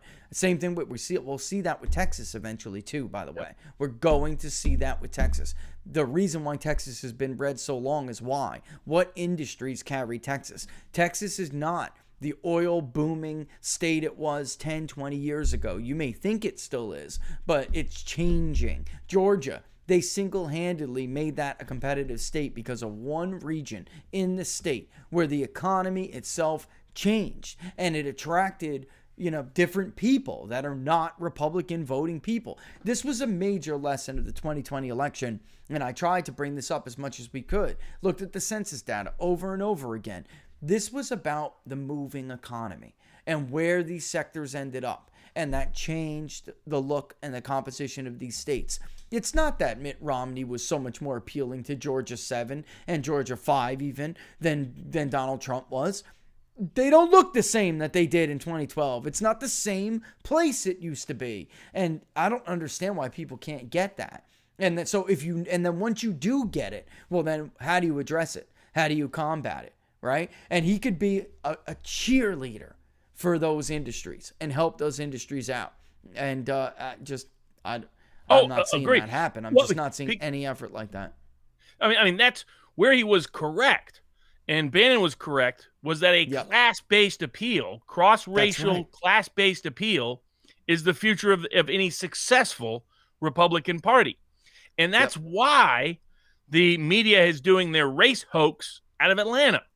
Because I think they were shocked. I was even somewhat surprised at the degree to which Trump made inroads into both the Latino and Asian American communities, particularly working middle class Asian American communities. And the media tried to quiet that after the election because they were predicting, Asian American onslaught, African American onslaught, Latino onslaught. Instead, Trump's flipping Latino counties, making major inroads into almost all working class, middle class, business, entrepreneurial Asian American communities. He still has problems with the professional class wing, the doctors, the lawyers, the engineers, the IT people, but Financial he made major services. Exactly. But like the Vietnamese in Orange County swung heavily towards Trump. The Chinese in different parts of the country swung towards Trump. Koreans heavily swung towards Trump. And that's why you saw a lot of those Asian groups that are in the working middle class business entrepreneurial sectors swing towards Trump. And that's why the Democrats' response has been, well, let's invent that white people want to kill all the Asian people. I mean, that's the fake narrative out of Atlanta. I mean, here you have a misanthropic, misogynistic, sociopathic individual who figured the way to solve his sex addiction was just to kill the women that service that sex addiction. Sign of not exactly the most rational mind, aside from the less humane individual. In the media, they experimented with blaming the evangelicalism, but even that was a reach for most people on the left. So instead, it became virtue signal your support of Asian Americans by completely ignoring that the rise in anti-Asian American violence comes from doesn't come from white people. And part one. And part two, it's Asian American identity politics didn't work in 2020. So doubling down on it isn't going to work, because your Korean shop owner knows it isn't the white guy from the countryside that's causing issues. That's the problem. So saying it or pretending it, but that's why they had to do that race hoax. It's because it's the broader story of the professional class's problem is they're a political electoral minority. They're at most 20% of the country, they and their allies. So how do they get to a majority? They convince they convince people that they're in an unprotected, vulnerable minority group, either by race or by gender or by religion or by some aspect of their status, and say that only we, the professional class, using the power of the state, can protect you from these scary people who want to cause harm to you on the other side politically. And that's how they get African American support. That's how they get some Latino support. They're hoping that's how they get more Asian American support. That's how they get religious dissident support, so on and so forth. But they're going to have to keep doubling down and tripling down on these myths and narratives. But it's hard to sell when at the same time, the very first action the Biden administration takes on Asian American discrimination is to drop the lawsuit against Harvard for Asian American discrimination. Robert, this we saw a little bit in the Obama era too. And it's like for 20 years, leading up into the modern era. Well, I mean, we're really Bush v. Gore is modern still, I guess, technically. But, during Bush v. Gore, Asian Americans, and it's true, that there are different migrations. They're just different people now that are coming. But somewhere along the line, Republicans stopped fighting for this vote. They just stopped fighting for it. They stopped at all. I mean, there were real pushes to Asian voters in 2000, in 2004. And then somewhere along the line, Obama did very well in 2008, and they never looked back. And we have been talking about Hispanics and even African Americans, certain groups, working class groups. What we haven't at all heard is any recognition that, what was once 2% was now, it moved to 4% and is now 6%. And in some of these battleground states, like Wisconsin, I think, but people would be shocked to know that Asians are actually more of the vote in Wisconsin than they are nationwide. So, same with like Minneapolis as an example. Minneapolis has more Asians than it has Latinos. That's right. In the Minneapolis area, it's much more, and people they underappreciate where Asian American voters show up, and how they show up, and it also depends on the subgroup, because what happened was you had a lot of Asian American voters that were communist emigres, escapees, refugees. Yes, and that's why they used to be Cold War conservatives. The next generation without the Cold War started, and because of their high education levels, started to, as entering the professional class, shifted left. But the working business class groups, particularly those that still have parents and grandparents who were escaped communism, that's what Andy Ngo's background is, for example. It's not a surprise. It's the Vietnamese and Koreans and groups like that, groups that have a historical knowledge of the threat of communism. And the Chinese to some degree, less so Indian, because the Indian population has less of it. But the Indian population, British imperialism is what their grandparents remember. So it's not so much communism they're worried about. Right. But that's why those different subgroups. I mean, that's why you started polling and including ancestry as a component, because it reflects life experience and the narratives they've been told since they were kids from their parents and grandparents that help filter and frame their perspective on the world. And there's great potential. It's disproportionately Koreans and other groups that are being discriminated against in places like Harvard, and critical race theory is trying to institutionalize it. And the attempts to extend Black Lives Matters to Asian Lives Matter, good luck with that, because there's just, if you want to find a conflict source, different it tends to be between those two communities. I mean, go back to the LA riots and see who it was staffing their stores with guns, and who it was they were afraid of. So there's always been racial conflict in America, and sometimes it's not racism that is its origin. It's just competition for resources and competition for power. And the Democrats trying to pretend that the great threat is the MAGA. It's as realistic as Jussie Smollett, as Dave Chappelle would call him. It has the same. So I don't think that race hoax has long-term vitality and viability in the narrative of actual Asian American voters. White liberals will all be proud of themselves. They'll be Instagramming each other. Asian Lives Matters. I love Asian Lives Matters more. I love Asian Lives Matters most, and all of that jazz. But in amongst Asian American voters would be the ones that are capable of or did switch to Trump. It will have zero effect, particularly when they see policies that discriminate against them. If you're an Asian American farmer, Biden administration is going to discriminate against you. Cut you out. If you're an Asian American small businessman, the Biden administration is going to discriminate against you. If you're an Asian American kid who wants to go to Harvard, the Biden administration welcomes, rewards a discrimination against you. And that's why they'll have problems. And and I don't think the hoax will work.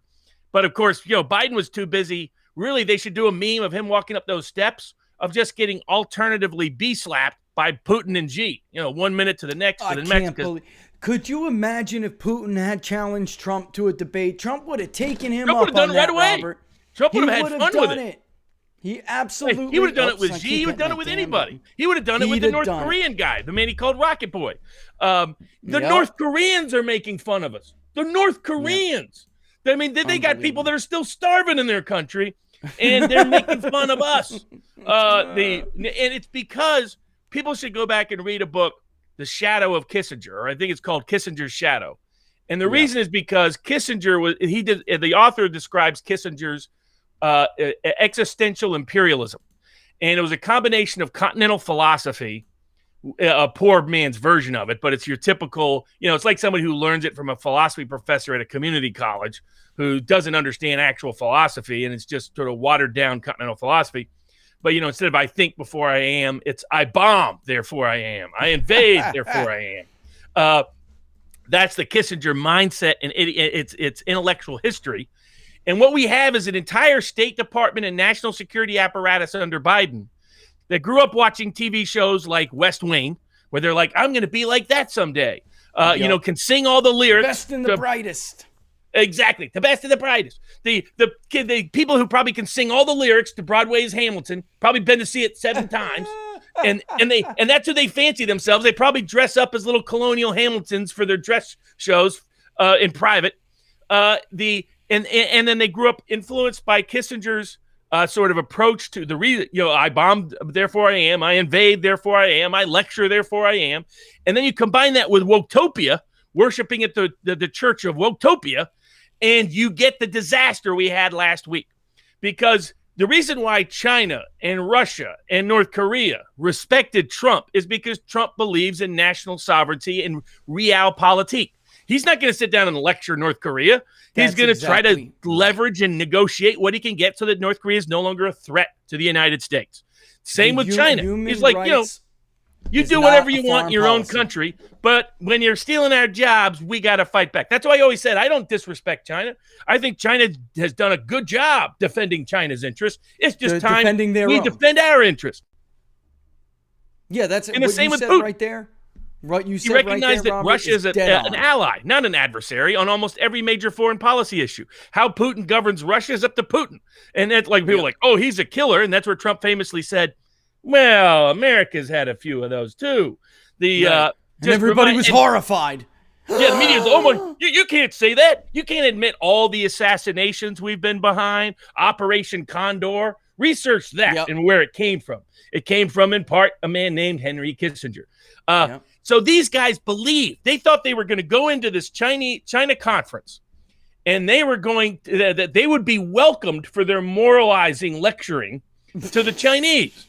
And they thought, okay, we're going to come in and say, I'm sure you think it's great that we're back because the parents in the room are back. They think of themselves as characters from Broadway's Hamilton, as characters in the West Wing TV show. They're grown up in their little tiny embubbled space. And they were going to go in, everybody's going to be, oh, yes, thank you. Thank you, master, that you have come home. Well, we praise you. Lecture us about the Hong Kong. Lecture us about the Uyghurs. Lecture us about all these issues that the China always finds as an insult. And they find the deeper insult. They're like, you're not even concerned about your own national interest. You're going to come in and tell us how we're going to govern our own country, and you're not even dealing with your own national interest. You can't even protect your own border. Right. You're locking up your own dissidents with your history. And they were tired of it. Trump was smart. Trump never did that. Trump said, I'm here to protect my interests. You guys do a good job protecting yours, but now it's time we protect ours. And that's why they may not have liked Trump, but they respected Trump. And that's why they wanted Trump out. Power. They can deal with these moralizing lecturers. Come on in. We'll just smack you around a bit for the world to witness. And then we'll go home and steal your jobs, and there's nothing you're going to do about it. There's nothing you can do about it. Just like Bill Maher said the other day, what the hell are you talking about? We have lost. Clearly, we lost. And I'm not saying it's not overturnable, so I don't want anybody to go home and, beat their head against the wall. But what Bill Maher finally said to spoke some truth. I mean, he peppers in the truth once in a while on his BS, but I have that clip. Especially, I played it in the beginning. He'll come back to reality now that it's post-TDS. His Trump derangement syndrome no longer focuses, so you'll get more of his iconic idiosyncratic criticism that he abandoned during the Trump era. It was as if there wasn't a guy for 4 years who was making the same damn point that you called xenophobic. And that's the thing. Trump understood, and that's because Trump had dealings. He knows the Chinese. I got to say this, for all the criticisms we do give Trump, you got to give it to him where it's due. He knows them in the business world. His foreign policy was excellent. His only weakness was who he put around him to enforce it and implement it. That's right. where he ran into problems. But his instincts on foreign policy were the best, maybe in the post-World War II era, in my view. First time not to start a new war in forever. First person to renegotiate NAFTA after everyone else had promised to. First person to scrap a trade agreement that was going to be enforced that would have been a huge problem. He scrapped it as soon as he got in. First person to actually meaningfully take on China in 3 decades, really. And to protect, but to do so in a way that makes sense. Look, I get some people want to get involved in China's internal politics. I think it's relevant to show as an example of why we don't want to be like China and should not export their lockdown methods, for example, to America, unless we think what's happening to the Uyghurs and the Hong Kong is desirable in America. Yep. But it makes no sense in foreign policy to go around lecturing people about their own internal issues. That's their problem. Our foreign policy is about us, protecting us and our interests, not going around lecturing the world like we're moralizers in chief, and that's what we're there for. And they just got smacked. I mean, Biden never should have taken on Putin. That's a dwarf tossing contest if I ever saw one. I mean, the way Putin dealt with that. Putin was like, well, when he went through the long history of the bad stuff America's elite have done over the past 50 years, like, well, you did this and this and this and this and this. So maybe you shouldn't be lecturing the rest of the world, just saying. And then second, he's like, but, I'll debate him live. No intermediary, live streaming, but I'm only available through Monday. I can do it Friday or Monday. If you get then I got to go on vacation. I mean, it was just I don't have time for you. And I wish Joe Biden good health. Which is a great, by the way, everybody knows that you're a dementia candidate. Everybody you can't do the debate. And this is because they live in their own bubble world that only listens to the New York Times, they don't recognize how the rest of the world sees them. And we're losing at a massive scale. I mean, we basically are shoving Russia and China together so that they will now be aligned permanently against us, which creates a whole host of issues, while not dealing with the economic problems that China poses to the United States. Because that's where all of Biden's buddies and pals are all corrupted and conflicted, including his own family. So, dear Hunter. By the way, little side point. How is it you can kick people out of the White House for smoking pot when your own son is a crack addict and you called him one of the smartest people in the world? I mean, come on. I mean, the degree of hypocrisy. I guess he really wants to keep smacking millennials in the face. Man, you were really dumb to back me. This is how aggressive I'll be on an issue like pot. Not only am I not going to legalize it anytime soon, I'm going to suggest that I'm going to fire anybody who is dumb enough to admit to using it. Just admit it outright. Yep. I mean, so Robert, it was a disaster. Mocked in Moscow. This is the tragedy.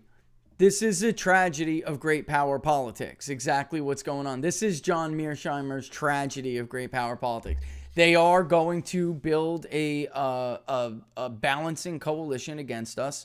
It's not going to be possible to counter. There's nobody in their little world, the world of the best and the brightest and the little West Wingers, in their world where there's France, There's England, right? They don't have any power whatsoever anymore. Any nation that has latent power that could possibly be strong, we've promised to protect, and they don't even have armies. Japan, Germany, so we've neutered these people, so they're not going to be able to come to anybody's defense in a bandwagon situation. So we pinned ourselves in the corner with these painting these boogeymen over the last 4 years, where, by the way, Xi Jinping was allowed to escape from. Like, he was never painted the boogeyman, ever. It was Putin. Now Putin gets to latch on to Beijing. That's going to happen. He could just ride them. That's what he can do. It's called bait and bleeding. And we just exhaust ourselves. It's sad, man. It's sad because they are realists. Latin America, Africa, Central and Eastern Europe as a joke. I mean, one, we're moralizing around the world when we're the biggest hypocrites in the world on these kind of issues. So it just comes across as a joke. When you start calling the other leaders like Putin a killer, something we never did during the Cold War, all you do is antagonize Russians. That's all you do. And Eastern and Central Europeans and a lot of others say, this guy's not a serious guy. Right. And basically, I saw it. It wasn't almost it was historically coincidental, but historically corollary. Biden tripping on those steps, because it's really the sign of the decline of the American empire. That his falling, this was the falling down of the American empire in 1 week. That they thought they were just going to restore it. It was going to magically go up. That everybody was going to cheer them. The Americans are back. Woohoo!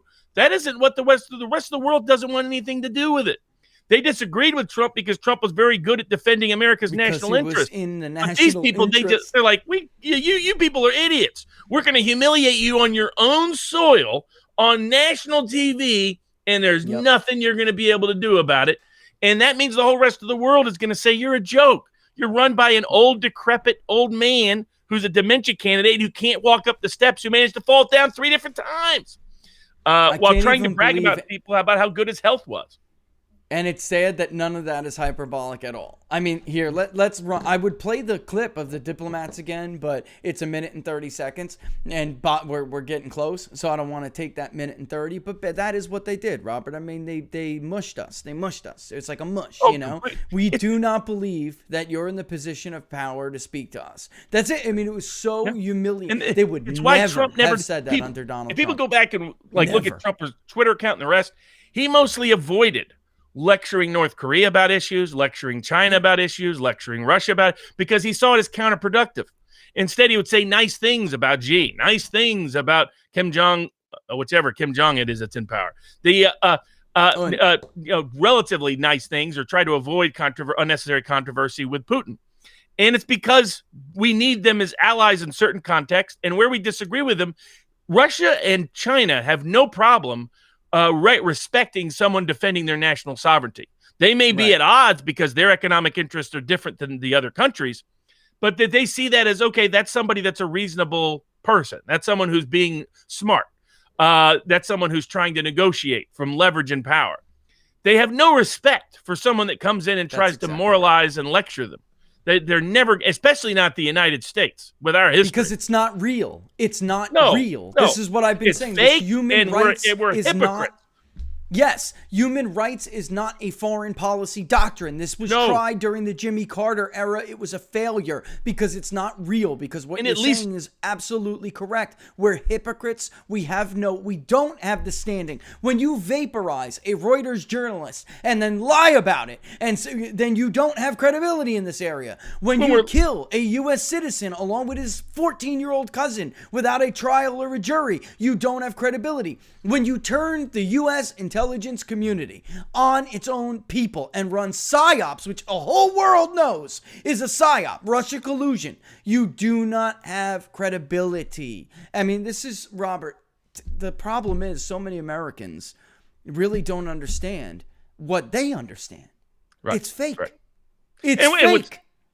What's disturbing is that you could tell that Blinken didn't see this coming.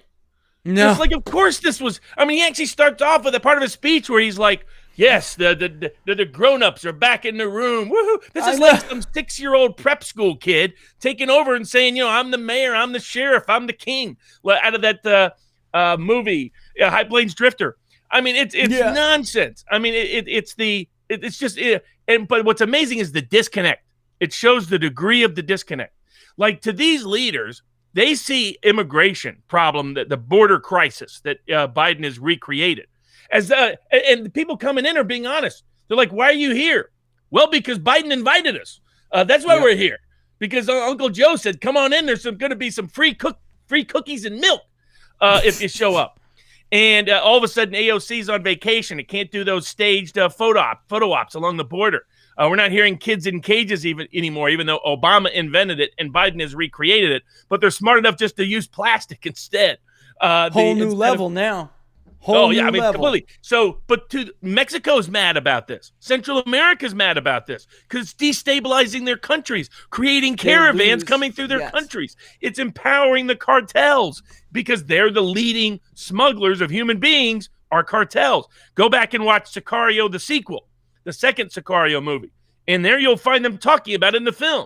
The number one profit source for cartels in certain places is human smuggling, no longer drug smuggling. Yep. So it's easier, and that's why they're mad about it. But to China and Russia, they're like, you can't even control your own borders, and you're going to lecture us about something? You're going to lecture us about Navalny when you're locking up your own dissidents and can't protect your own borders during a pandemic? You can't even protect your own borders? Just like, come on, you people are a crock. They don't understand. Yeah, you're going to give us a free speech lecture when your big tech companies ban the former president? I mean, this is a joke. And then, like you said, he walked into that meeting like that, Robert. And then once he got mushed, he's like shocked that the way he returned. He was like, I got to tell you, what I'm hearing right now is really different than what I expected. And I'm very concerned. Oh, well, you take your concern and stick it up your, like, that's it. I'm going home. See you later. I mean, this was the most humiliating 24 hours this supposed superpower has experienced in a long time. And then what does the president do after? He goes to the microphone. He calls his vice president the president again. And nobody says anything. Goes to walk up the steps and falls. I mean, it was like, what did you just say? Because it was so true. It was metaphorical. It really was. It was symbolic. It was symbolic. The fall of American empire. You could do an article, and the head photo would be Joe Biden falling down on those steps, tripping and falling. But two good observers of foreign affairs are on the show, The Gaggle, which you can find either on YouTube or on Rumble. Yeah, it's a great show. Peter Lavelle and George Samueli, and they describe this as the day of infamy. And to give you some context, these are people who follow American foreign relations. That's their number one thing that they do, have been doing for a long, long, long time. And they described it as maybe the worst event in diplomatic history on American soil. That was the scope of the disaster. I would consider that. I would consider that, Robert. I really would. On Wednesday on Inside the Numbers, I was going to read, actually I mentioned him before, I was going to read Mearsheimer. And it's hard. I have another one too I wanted to go over. I've done this one before though. I like it because it shows diplomatic cables and it's like primary sources in it. And do you know the field day those cables are having right now? I mean, or had last week? When we get them, 10, 20 years from now, it's going to be so bad. And by the way, our own people, no doubt, were probably hiding in a corner that day, not taking calls. I mean, it was you couldn't have scripted a more embarrassing and ridiculous fail. You just couldn't have scripted. It was the moment when the Chinese really just said, "We got you. We got you." But it's the image that the Biden State Department people had is that they're going to be the new moral empire, the new guardians of virtue and values, and that the whole world would bow to them. Instead, Putin embarrassed them. China smacked them in the face. Iran is not playing ball like they thought they would. Yeah, they're getting no support from anywhere. Mexico and Central America are mad at them about border issues. The only support they have is from parts of Western Europe. And those are capitals that are themselves under domestic political attack that are as co-equally clueless as the people around the Biden administration. I mean, it goes to Michael Malice's point. The mere election of Joe Biden was a sign that the American empire was on the decline because you don't have dementia candidates running your presidency if you're on the rise. And 20 Trump years was before really were trying disqualified. to restore American power by not being a moral lecturer, but recognizing economic and national self-interest. And that was respected, maybe disagreed with, but respected around the world.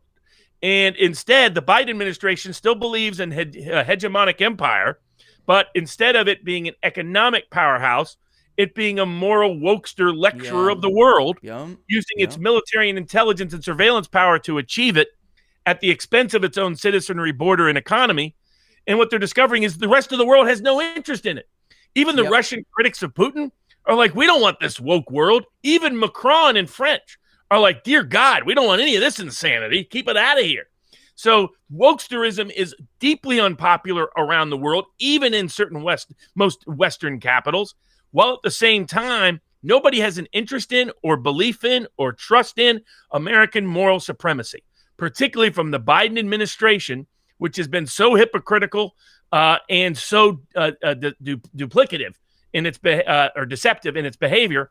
And it's a country that America's going to lecture somebody while we're trying to lock up Julian Assange, the number one whistleblower journalist in the world, while we're trying to arrest Ed Snowden, the biggest whistleblower of the surveillance state in American history, while people like Cheryl Atkinson can't get any relief in our court system for being illegally spied on by Rod Rosenstein and the Obama administration. And did you see that ruling? We didn't even get to that. We didn't even get to that ruling. And that's the thing, Robert. The Russia collusion story, the damage that did to us, our moral might, it's almost, you can't even state it. The whole world knew it was fake. Yes. And they watched us play this out for years. They watched and listened as Adam Schiff and Nancy Pelosi and then, regurgitated a lie. And then the media racing to their defenses and pushing this day after day after day after day, when everyone from Britain to France to Japan to North Korea to China, they all knew it was phony. And we looked ridiculous, Robert. Ridiculous.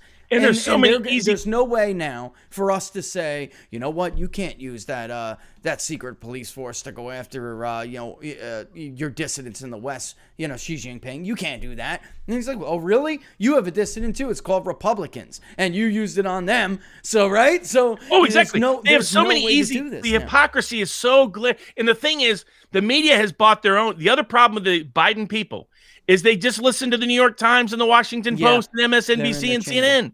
They're not. Yeah. That's why they were shocked by what happened in Beijing. If they had just listened to the gaggle a couple of times, they would know this was what was going to happen in Anchorage if they took the approach they took, the tack they took. But they're completely clueless. They live in a fantasy land of their own self-importance and self-righteousness, and they think the rest of the world shares their views, and they think nobody really knows about Biden's health problem. Nobody really knows about American corruption. Nobody really knows that they're targeting their political opponents for big tech censorship and actual imprisonment in the January 6th cases, before even a trial is being held for misdemeanors. So I mean, that's why if Biden's people attack China on Hong Kong or the Uyghurs, they just say, let's talk about the Chauvin trial. Let's talk about what's happening in D.C. Let's talk about they have twice as many comebacks. That's why Trump was smart. He was like, I'm not getting into that. Their comeback is going to be, we got a bunch of killers in our history, and we kind of do. So let's not play that game of moral superiority. Let's just play the game of national economic sovereignty. And they not only have no interest in this, they think of us, they have so low respect for us. That was the shocking part. Was that China looks at the Biden administration as just a whiny prep school person that they partially purchased, that they're just going to smack around anytime they stick their head up. And it's a shock to people who thought they were the moral guardians, platonic guardians of the world, who are going to be welcomed with cheer. It was as dumb as George W. Bush, who said, wait till we invade Iraq. They're going to be cheering for the American flag in the streets of Iraq. Somebody hadn't studied the political history of Iraq to think that, but that's the same level of insanity that has now gripped our State Department. Hopefully, it just won't trigger a war, because these are like 3-year-olds who find daddy's gun in the garage still loaded. Yeah.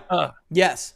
Yeah, exactly. That's what I worry about, right? That's exactly what I worry about, because these are like unstable people who need, the world to kind of like conform to the way they see it. They can't be confronted with any other reality other than the one that they had sold themselves. Otherwise, they act out, Robert. And because you've represented some of the clients of those who have suffered. Some of your clients that have suffered from them. The Covington kids. I mean, this is like a manifestation of how they behave when they're confronted with something that shatters their worldview, and they lash out and attack and try to destroy. Well, these are people now who have real power, or at least what power we have. And God forbid they really believed Iran was going to cooperate. Like you said, they are not playing ball the way they thought they were going to. Maybe because you marched a contingency from Iraq over into Syria. You thought the Sunni government was going to be cool with that in Iran. I mean, you're kidding me, right? And Shia militias were going to look the other way. Come on, man. And Shia is what I meant. But this is the way they view it.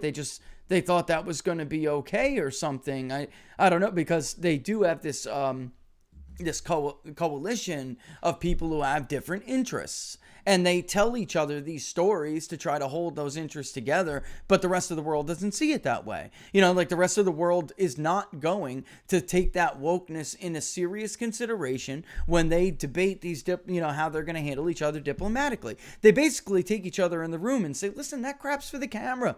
That's for the camera. That's not for here. Take that crap and stick it. You're supposed to turn that off now. Oh, you really believe it?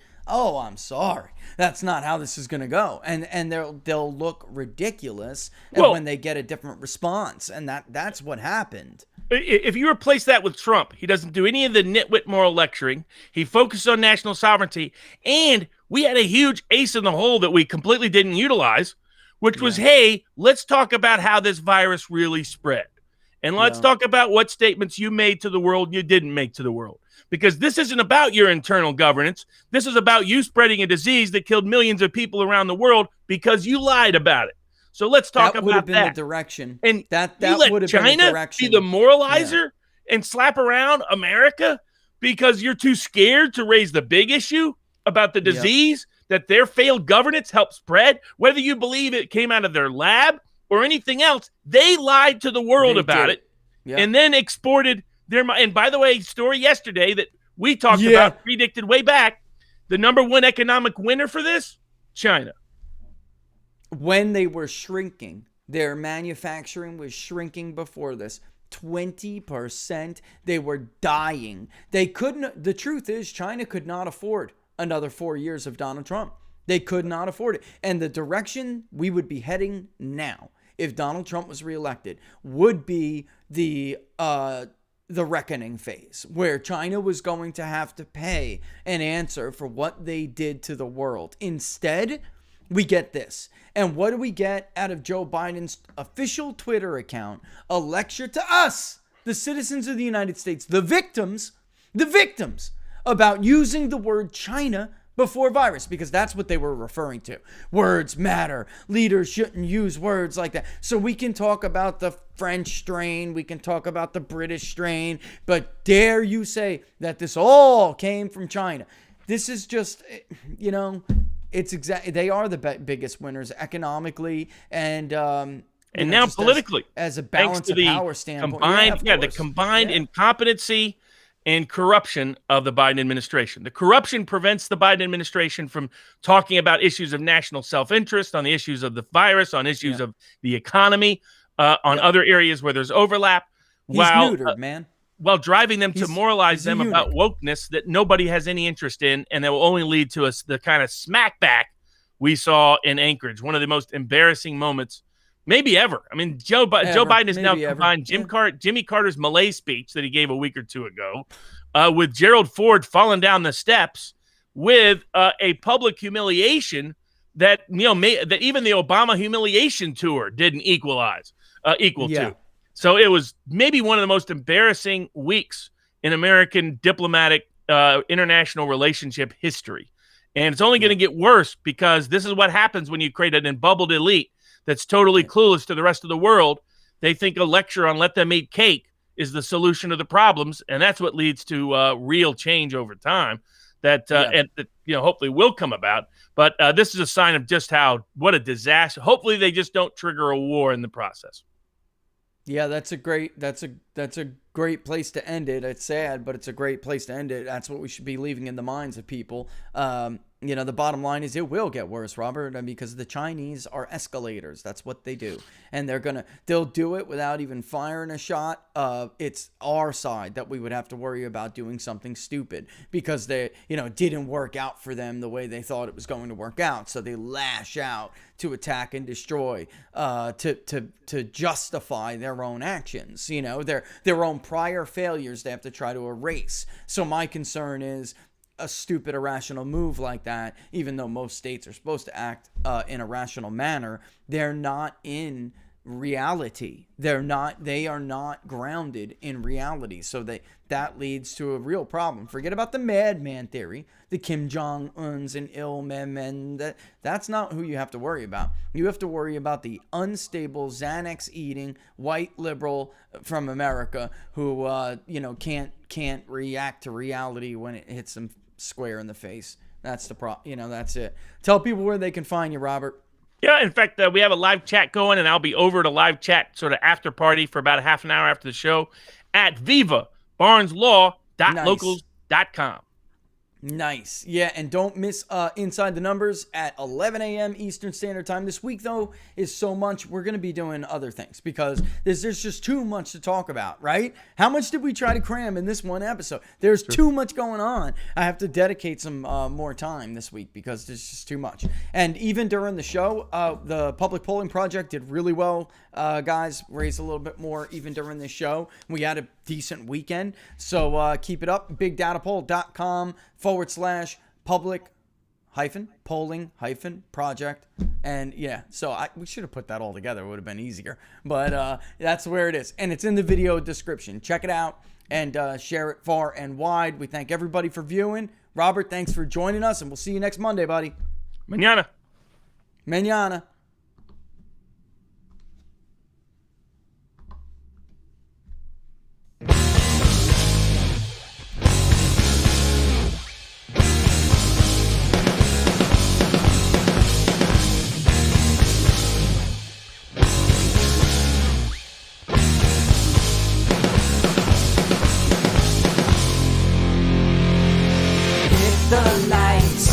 Shine down over dotted lines of white across an open highway. Restless nights